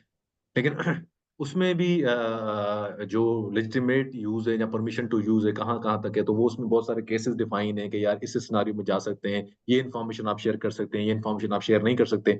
और मुख्तलिफ और बहुत सारी नीचे रिपोजिटरी बनाई गई है। तो इंटरनल ऑडिट ने तो बना लिया है अपना जो आपको and all other internal audit से, और बाकी जो है वो एहतसलात में भी बन गया। तो ये होना चाहिए। और कुछ ऑर्गेनाइजेशन बना रही हैं, हमने भी ऑडिट ने अलहमदुलिल्लाह बना लिया है। तो ये है कि इसमें भी अगर हम चाहें तो कोई हम इसमें कर सकते हैं बिलाल, और हम वॉलंटियर कर लें, हम आपको शेयर करें या देखें उसमें कौन सी चीज मिल सकती है, एक दूसरे के साथ शेयर की जा सकती है। तो वो एक अच्छा डॉक्यूमेंट है और उससे आगे चला जा सकता है उसके अंदर। बिल्कुल बिल्कुल सर, ये इनफैक्ट ये it can be a starting point, और वहां से हम डेफिनेटली मतलब इसको कर सकते हैं। Thank you sir. अच्छा, मैं इस पे थोड़ा सा ऐड करूं for the audience and perspective. IIA ने जो अपनी रिसेंट जो है वो इंटरनल ऑडिटर्स कॉन्फ्रेंस की थी, उसमें they disclosed one thing very important. 72% of the organizations जो सर्वे हुआ था, काफी बड़ा विजन 2035 का, 72% of the organizations have either adopted or are in the phase of adopting AI or integrating AI to their businesses. So दुनिया बड़ी तेजी से AI को इंटीग्रेट कर रही है, उसके ऊपर मूव कर रही है। It's very important for the कि हम ऑडिटर्स को भी अगर रेलेवेंट रहना है तो एआई को इंटीग्रेट करना पड़ेगा अपने बिजनेसेस में, या उसमें लेकर आना पड़ेगा। अदरवाइज वो कहते हैं ना, वो जो 2030 तक हमारी नौकरियां खत्म हो जाएंगी, तो वाकई इसी तरह खत्म हो जाएंगी, क्योंकि हम इंटीग्रेटेड नहीं होंगे। फैसल साहब से मेरा एक क्वेश्चन है सर। सर दायर साहब। अच्छा सर, ये कि वर्चुअल सर्वर्स पे जिस तेजी से हम जा रहे हैं, तो एज एन इंटरनल ऑडिटर हम उसमें क्या कंप्लाइंस कर सकते हैं अपनी ऑर्गेनाइजेशन में रहते हुए, कि आप इस तरह का कॉन्ट्रैक्ट करें जिसमें कुछ बाइंडिंग हो जाए चीज़ें। असल में हम जैसे करते हैं ना, हम कुछ बाइंडिंग डालते हैं। जैसे मिसाल के तौर पर पाकिस्तान बाइंडिंग डालता है कि जी आप इंडिया में मेरा डेटा नहीं रखेंगे। एक मिसाल दे रहा हूँ मैं आपको, इसराइल में जी। मेरा डेटा नहीं रखेंगे। ये हम डालते हैं, इस कॉन्ट्रैक्ट का पार्ट होता है उस वाले दिन। तो बहरहाल असल में हमें ये देखने की जरूरत है उस कॉन्ट्रैक्ट के अंदर कि पहला तो एनडीए होता ही है, सिंपल, वो तो हम डालते ही हैं। जो मैं पहले बता रहा था कि हम उसको कंसीडर नहीं करते, लेकिन इन्फॉर्मेशन क्लासिफिकेशन होगी तो हमें पता लगेगा कि एनडीए कितना इंपॉर्टेंट है। लेकिन कहाँ किस मुल्क में रखा जा रहा है, कौन से क्लाइंट्स आप रखेंगे इसके अंदर, बैकअप की क्या सूरत हाल है, अवेलेबिलिटी की क्या सूरत हाल है, क्या आप कंप्लाइंट हैं मुख्तलिफ स्टैंडर्ड्स के पॉइंट ऑफ व्यू से। वो आपको देते हैं वो एक डेटा सेंटर का स्टैंडर्ड ना, TR समथिंग, मैं भी नाम मेरे जहन से निकल गया। तो वो आप कंप्लाइंट है कि नहीं अप्लाइंट है। तो इस तरह की चीजें एटलीस्ट आप उससे कॉन्ट्रैक्ट करते वक्त लें, ताकि अवेलेबिलिटी तो इंश्योर हो ना। अवेलेबिलिटी आपकी इंश्योर होना बड़ा जरूरी है ना अपनी जगह पर। अगर वो सारे इन चीजों से कंप्लाइंट है तो वो अच्छा। अब दूसरी बात है कि हमारे पास बड़े अच्छे कॉन्ट्रैक्ट्स मौजूद हैं इस वक्त, स्पेसिफिकली इसके बाद, क्योंकि इसमें हमें रेगुलेटर ने भी बड़ा फायदा दिया है। Specifically state bank of Pakistan ने, उसने बहुत अच्छी गाइडलाइंस बनाई हुई है इसके ऊपर कि यार जब आप डेटा सेंटर्स में स्टोर करेंगे किसी थर्ड पार्टी क्लाउड पे, तो क्या क्या उसके अंदर डालेंगे। तो वहां आप जाएंगे तो आपको वहां से मतलब उसकी वेबसाइट से भी ये मिल जाएंगी कि उसकी अच्छी गाइडलाइंस में मौजूद है।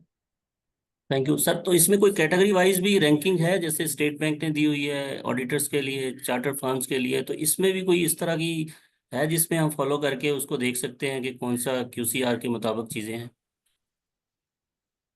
यार इतनी मैंने डिटेल स्टेट बैंक पे नहीं देखी, क्योंकि मैं बड़ा पुराना हूँ, अब तो बैंक से निकल गया। लेकिन ये कि कुछ है उसके अंदर मौजूद।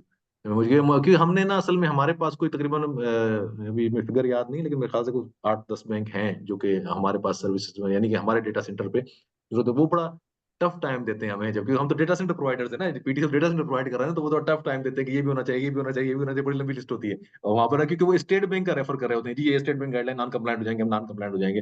तो वो तो स्टेट बैंक की गाइडलाइन मौजूद है, वो उसी को लेकर आते हैं। तो अब मुझे नहीं पता कि उसमें कौन कौन सी है, लेकिन बैंकों के लिए है बहरहाल। चलिए ठीक है, थैंक यू जी।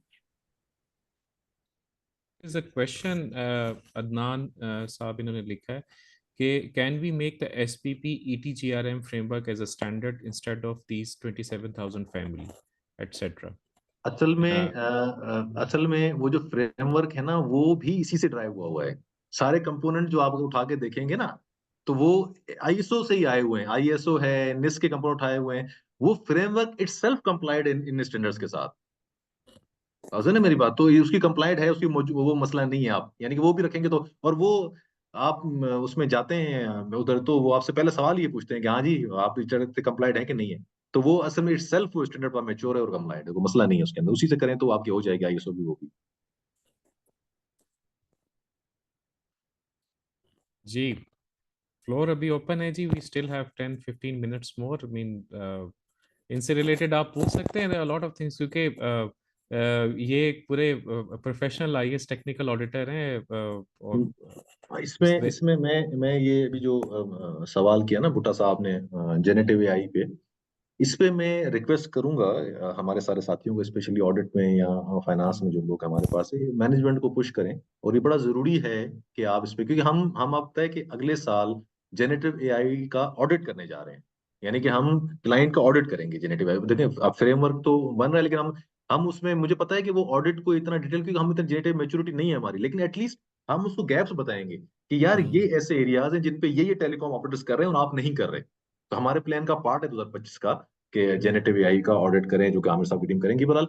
तो अर्ज ये है कि हमें पुश करना चाहिए अपनी मैनेजमेंट को कि यार जेनेटिव एआई के फ्रेमवर्क पे काम करें, उसको बनाएं, यूज केसेस डेवलप करें, और ताकि हम इसकी तरफ जाएं। और उसको, असल में इसके दोनों साइड है ना, दो धारी तलवार है ना, ये इधर भी काटेगी, इधर भी काटेगी। तो अगर नहीं करेंगे तो आपका सारा डेटा चढ़ जाना है। पता लगेगा किसी दिन का सारा डेटा आपका ऊपर पड़ा हुआ है। तो ये, क्योंकि मैं पिछले दिनों QIP हमारा हुआ, बिलाल को पता है, क्वालिटी एश्योरेंस वाला ऑडिट हुआ, तो उसमें कुछ चीजें उसी से रेफर कर रहा था। तो कॉन्फ्लिक्ट ऑफ इंटरेस्ट नहीं, बल्कि वो जो एक हमने स्टेटमेंट होती है साइन करते हैं जब साल में, code of ethics. Code of ethics, तो उसको जब नहीं था, उसमें एक उसने कंपोनेंट नहीं डाला, कोई इंडिपेंडेंस का या किसी का बहरहाल, कोई ड्यूक प्रोफेशनल केयर था कौन सा। तो मैंने उसको पूछा कि, मैंने कहा यार ये आपने इतने डाले और ये आपने क्यों नहीं डाला? तो उसने मुझे जवाब दिया, thank you, I am learning, I will include now onward. ठीक है। तो उसने कहा ये, तो इसका मतलब जो डेटा आप दे रहे हैं ना, वो बिल्ड कर रहा है अपने पास। ठीक है, आप भले उससे कोई पिछले 3-4 हफ्ते पुरानी को बात की हुई और आप पूछेंगे, तो वो आप कॉन्टेक्स्ट में मैच किया होगा। बिलाल कुछ सवाल का जवाब कुछ और देगा, मुझे उस सवाल का जवाब कुछ और देगा। वो उसे पता होता है कि यार इसने वो डेटा पॉइंट जो है वो बना रहा होता है। तो बहरहाल सीख रहा है। सो सलमान का क्वेश्चन ये कि अगर इफ नॉन जो है ना वो कंप्यूटर साइंसेस बैकग्राउंड से बंदा हो और वो आईएएस ऑडिट में अपने करियर परसू करना चाहे, तो व्हाट रोड मैप या लर्निंग रोड मैप फॉलो करना चाहिए उन्हें?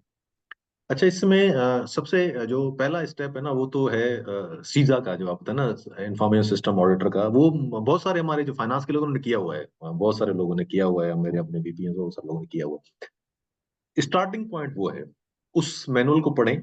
ठीक है, उस मैनुअल से पढ़ने का आप अंदाजा हो जाएगा कि आप कहाँ पहुंचे क्या नहीं। दूसरा ये कि यार हैंड्स ऑन ट्रेनिंग, किसी सीनियर के साथ काम करेंगे तो डेफिनेटली काम सीखते जाएंगे अपने आप। लेकिन स्टार्टिंग आपका वो सीजा मैनुअल ही है, उसको उठाएं और उसको देखें। अच्छा, दूसरा ये कि अगर आप जितनी भी मेरी प्रेजेंटेशन देखें ना, ये सारी की सारी, जब भी मैं कहता था ना ऑडिटर का रोल, आप देखिए उस सारे के अंदर मैं कभी भी ये नहीं कह रहा था कि यार फायर वाली कंफ्यूजन जाके चेक करो कि उसके अंदर ये आईपी इस आईपी पे जा रही है। नहीं, मैं ये नहीं बात करता था। मैं कहता था उसको देखो, पॉलिसी है, लॉग मैकेनिज्म है उसका, देखो लॉग वहां जा रहा है, यूज केसेस बने हुए हैं कि नहीं बने हुए।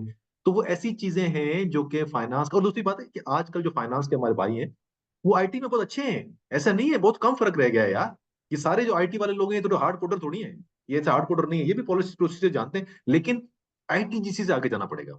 आईटीजीसी तो पहली बिस्मिल्लाह, पहला स्टेप है। अब आगे चली गई कौन बहुत ज्यादा, आईटीजीसी इज नथिंग, अब बहुत आगे चला है काम। तो बड़ा सीधा से स्टार्ट करें, उसको पढ़ें, और इंशाल्लाह आप हो जाएंगे इसमें। अच्छा, अब सीजा से स्टार्ट कर सकते हैं। सीजा का ऑब्वियसली हमने ग्रुप में मैनुअल भी शेयर किया हुआ, 28th मैनुअल चल रहा है, उसे डाउनलोड करें, उसे पढ़ें। आप इसके अलावा ISO 27001 की ट्रेनिंग भी ले सकते हैं, लीड ऑडिटर का टेस्ट भी उसका पास कर सकते हैं। सो आप ये भी दो चीज़ें कर सकते हैं। आई मीन इसकी SCS वगैरह ये लोग इसकी करवाते हैं ट्रेनिंग्स वगैरह इसकी, तो आप वो भी अटेंड कर सकते हैं। और उसका भी जो है वो अगेन इट्स समथिंग इन्वेस्टमेंट करनी पड़ेगी अपने ऊपर, बट यस भी अगर अगर इन्फॉर्मेशन सिक्योरिटी टारगेट करेंगे ना, तो बिलाल भाई सही कह रहे हैं, बिल्कुल इन्फॉर्मेशन टारगेट करेंगे तो फिर आप ISO बेहतर रहेगा। लेकिन आपने जैसे कहा ना कि मैं IT ऑडिटर बनना चाहता हूँ, तो फिर IT ऑडिटर में तो फिर आपको पता है ना कि बहुत सारी चीजें आ जाती हैं, तो फिर उस हवाले से। लेकिन अगर स्पेसिफिक है तो वो बहुत अच्छा है, फिर इन्फॉर्मेशन ISO पे जाए भले, वो भी अच्छी बात है। हाँ, आई मीन आई गेस वो इंफॉर्मेशन सिस्टम और इंफॉर्मेशन सिक्योरिटी IS ऑडिट वो बाज़ औक़ात इंटरचेंजेबली भी यूज़ हो हाँ, तो जाते हैं। IT ऑडिट कह लें, IT ऑडिट या टेक्निकल अगर आप audit. IT audit in general करना IT चाहते हो तो IT फिर ऑडिट गए तो फिर इसाका, वो साका वाला इसाका है। Is the best, ISACA is the best वो फिर वो और वो है कि टूल। उसका जो स्टैंप भी आपको जो है ना, वो आपकी CV की वर्थ बढ़ा देगा। ये भी बता दूं मैं आपको अलॉट ना कि अलॉट। हाँ, वो बढ़ा देगा आपकी वर्थ, और फिर आप जो है ना वो मार्केट में हो जाएंगे सेलेबल। हाँ, सेलेबल होते हैं। मैंने इट एड्स अ लॉट, मेरे एक बड़ा डाइवर्सिफाइड अच्छा स्किल है और we learn a lot from it as well. जी, so other than that I mean कोई। अच्छा सर, मेरा क्वेश्चन था। जी जी। तो सर, ये हम अपनी मैनेजमेंट को किस तरह पुश कर सकते हैं कि AI की तरफ इंटरनल ऑडिट को मूव ऑन करें? किस तरह पुश कर सकते हैं? अच्छा, ये यार हम कैसे कर रहे होते हैं, बिलाल तो खैर बहुत करता रहा है ये वाला काम। ऑडिट से हटके भी बहुत सारी चीजें हम कर रहे होते हैं, कंसल्टेंसीज कर रहे होते हैं, कंपैरेटिव एनालिसिस दे रहे होते हैं, और दूसरे आपको उसका मिला के बता रहे होते हैं। हम बहुत सारी जगहों पर बिलाल जब थे, तो हम जैस का, जोम का, क्या कहते हैं इसका, क्या नाम है, टेलीनॉर जब था अलग, तो उसका, PTCL का, यूफोन का मिला के बता रहे होते थे कि यार ये सर्विस हम ये ऐसे दे रहे हैं, तो आप ये दें, उनको ये फायदा हो रहा है, तो ये फायदा हो रहा है। तो आप दुनिया के रिस्क बता सकते हैं, कंसल्टेंसी बना के बता सकते हैं उनको। ये असल में वो ये है कि मैनेजमेंट पिच करने की जरूरत है। ये वाली मैं आपको अपनी मिसाल देता हूँ।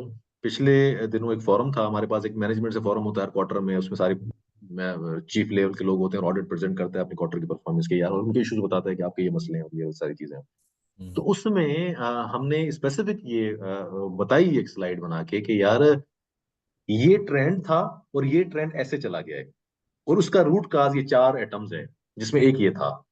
ठीक है, और हमने कहा, तो उसने कहा फिर क्या करना चाहिए, तो हमने कहा जी ये करना चाहिए। CIO का सिटिंग देयर, CIO ने एग्री किया, रिस्पॉन्सिबिलिटी शेयर हुई, उन्होंने कहा ठीक है जी, हम अगली मीटिंग में मिनट्स बनाएंगे, रिस्पॉन्सिबिलिटी। तो बहरहाल फॉरम्स पे जाके प्रेजेंट करना और ये बताना, ये वाली बातें, तो ये, लेकिन वही बात है कि उसके लिए फिर आपको जो है ना वो थोड़ी बैकडोर डिप्लोमेसी चाहिए होती है, कि आपकी बातों को सुना जाए, आपकी बातों को समझा जाए। सिर्फ एज ऑडिटर ना कंसीडर किया जाएगा, वो यार ये तो ऑडिटर, ये तो फिर वो नहीं काम चलेगा। ऑडिटर से आगे जाना पड़ेगा। बहुत सारी कंपनीज ऐसी भी हैं जहाँ पे ऑडिट का जो रोल है उसको समझा नहीं जाता, मतलब मैनेजमेंट नहीं समझती उसके रोल को। दरअसल में ना ऑडिट के रोल का भी एक बड़ा प्रॉब्लम है। हाँ ये जी। बड़ा, ये बड़ी सी वो बातें हैं, लेकिन बता दूं मैं आपको, जब हम भी थे ना ये वाली बातें, तो पहले हम डिफरेंट, लेकिन आपने अपना काम क्रिएट करना है, आपने बिल्कुल। अपनी अहमियत क्रिएट करनी है सर। अगर आप समझते हैं मैं ऑडिट हूं और मैंने ये 4 सर ऑडिट करने हैं महीने में, या 4 ऑडिट करने हैं क्वार्टर में, बस यही करना है, नहीं नहीं, फिर आपने अपनी वैल्यू क्रिएट नहीं की ना। आपने अपनी वैल्यू बनानी है भाई, ऑडिट से बाहर निकलना है, ऑडिट से आगे जाना है, उनकी मदद करनी है, उनके साथ कंसल्टेंसी का रोल पैदा करना है। वो आपको इतना इंपॉर्टेंट मेंबर समझें कि आपको टीमों मीटिंग से बुलाना शुरू करें, लेकिन वो ऐसे नहीं बुलाएंगे कि आप सिर्फ शिकायतें करते रहे, सिर्फ शिकायतें, हर रोज आप 10 कंप्लेनें करते रहे, नहीं नहीं, उनके साथ खड़ा होना पड़ेगा, बिजनेस पार्टनर बनना पड़ेगा। और ये आपने अपना रोल क्रिएट करना है, और किया गया है ये, हमने, मेरे बिलाल इसका गवाह है, बड़ा इंपॉर्टेंट ये रोल हमने क्रिएट किया यहाँ। पहले ऐसे ही था कि दरवाजे से अंदर नहीं आने देते ऑर्डर को, बाहर। लेकिन तो अल्हम्दुलिल्लाह अब मैनेजमेंट का पार्ट है, EMT का पार्ट है, कंसल्टेंसी को बुलाया जाता है कि यार आप करते हैं, यार आप अच्छा कर देंगे, तो ये क्रिएट करना पड़ेगा। मैं ग्लोबल IS स्टैंडर्ड्स के पर्सपेक्टिव से बताऊंगा कि स्टैंडर्ड्स अब चाहते हैं कि CAE जो है वो मैनेजमेंट मीटिंग्स में बैठे, should be part of it, stakeholder relationship के लिए उसका पार्ट होना चाहिए।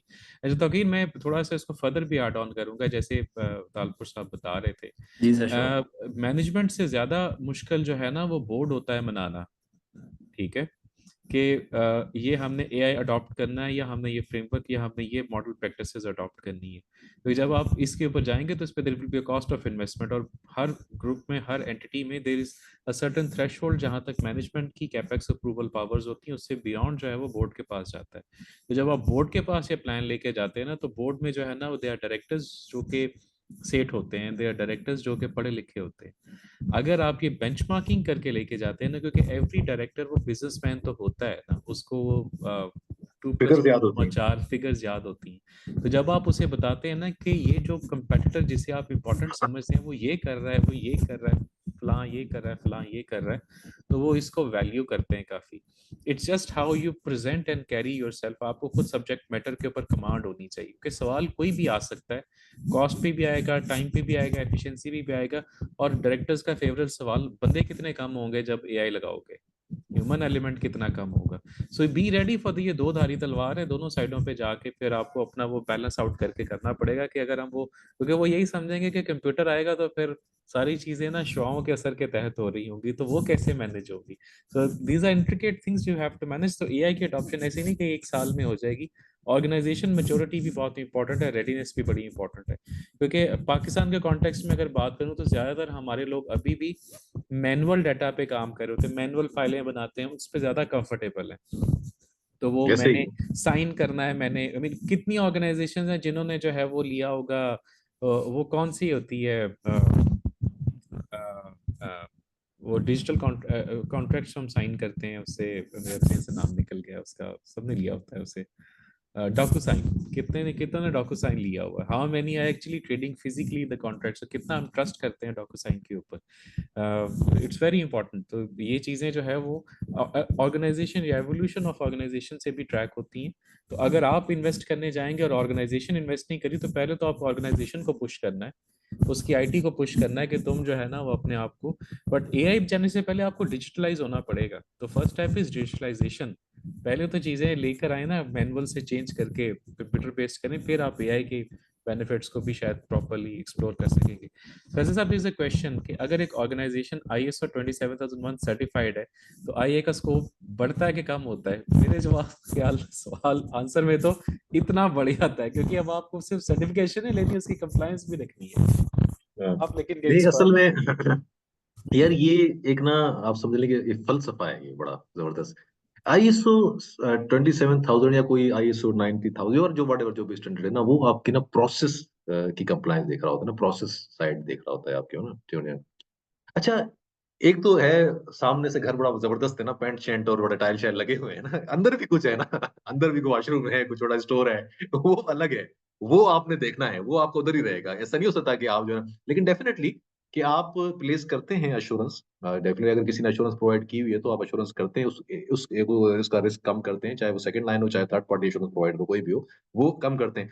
लेकिन यार जो मेरा एक्सपीरियंस है या मैंने देखा अपनी जगह, जो मैंने कहा जो मेरे अपने कोर इश्यूज है ना, जो मैं देख रहा हूँ कि यार लॉग इन का मसला है, ओए डेटा लीक हो रहा है या ये हो रहा है वो रहा है, वो वही खड़े हैं, वो नहीं है। लेकिन डेफिनेटली सर्टिफिकेट है मेरे पास, प्रोसेस इंप्रूव हो गए, कागज में सब कुछ मौजूद है, उसकी इम्प्लीमेंटेशन तो वो कंप्लायंस साइड पे होता है। और यहाँ लेकिन हाँ, ये बात है कि आप अश्योरेंस प्लेस कर सकते हैं, ये तो किसी में कोई दो राय नहीं।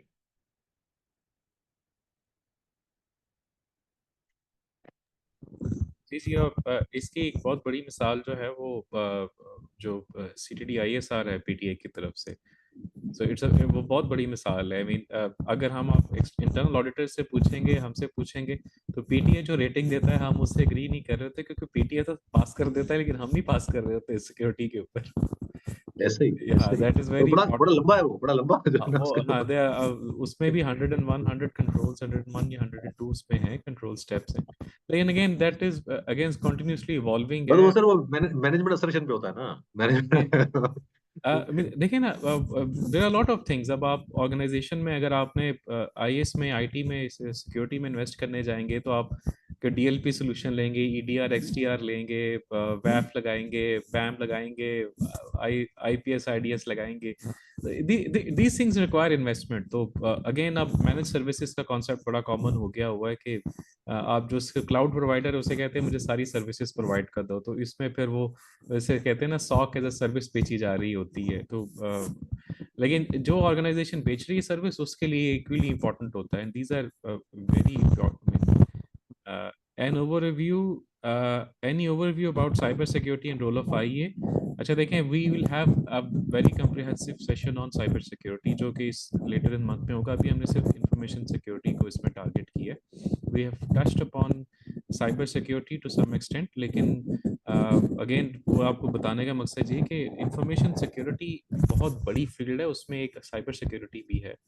आप अगर मैं इससे ज़्यादा इंसिस्ट नहीं कर सकता कि अगर आप इस पे कहेंगे 5 दिन का भी सेशन करवाया जाए तो वो भी शायद कम है। इट्स सो इम्पोर्टेंट और so vast of a field. तो इसकी प्रैक्टिकल डेमोन्स्ट्रेशन या एक्सप्लेनेशन करवाना बड़ा चैलेंजिंग होता है और काफ़ी टाइम कंज्यूमिंग भी है। we'll have a comprehensive session on cyber security, और ये 3-4 हफ्तों बाद जो है वो भी सेशन इंशाल्लाह एक डिटेल जो कि सिर्फ साइबर CS से रिलेटेड होगा। So any further questions, या फिर हम सेशन को कंक्लूड करें? I guess it was a productive session, Faisal साहब, thank you so much again. Really nice जो है ना, हम interacting with you, हम और आप मिलते भी रहते हैं वैसे भी, but it's always nice to talk to you, always nice to connect with the people who are working so much in the industry और इस सेक्टर में इस जो है ना वो जगह पे काम कर रहे हैं। Thank you a lot everyone else for joining जी, और अपना ख्याल रखें, have a nice weekend, खुश रहें, और अल्लाह ताला आप सबके लिए बेहतरीन रखे। जज़ाकल्लाह, थैंक यू सो मच।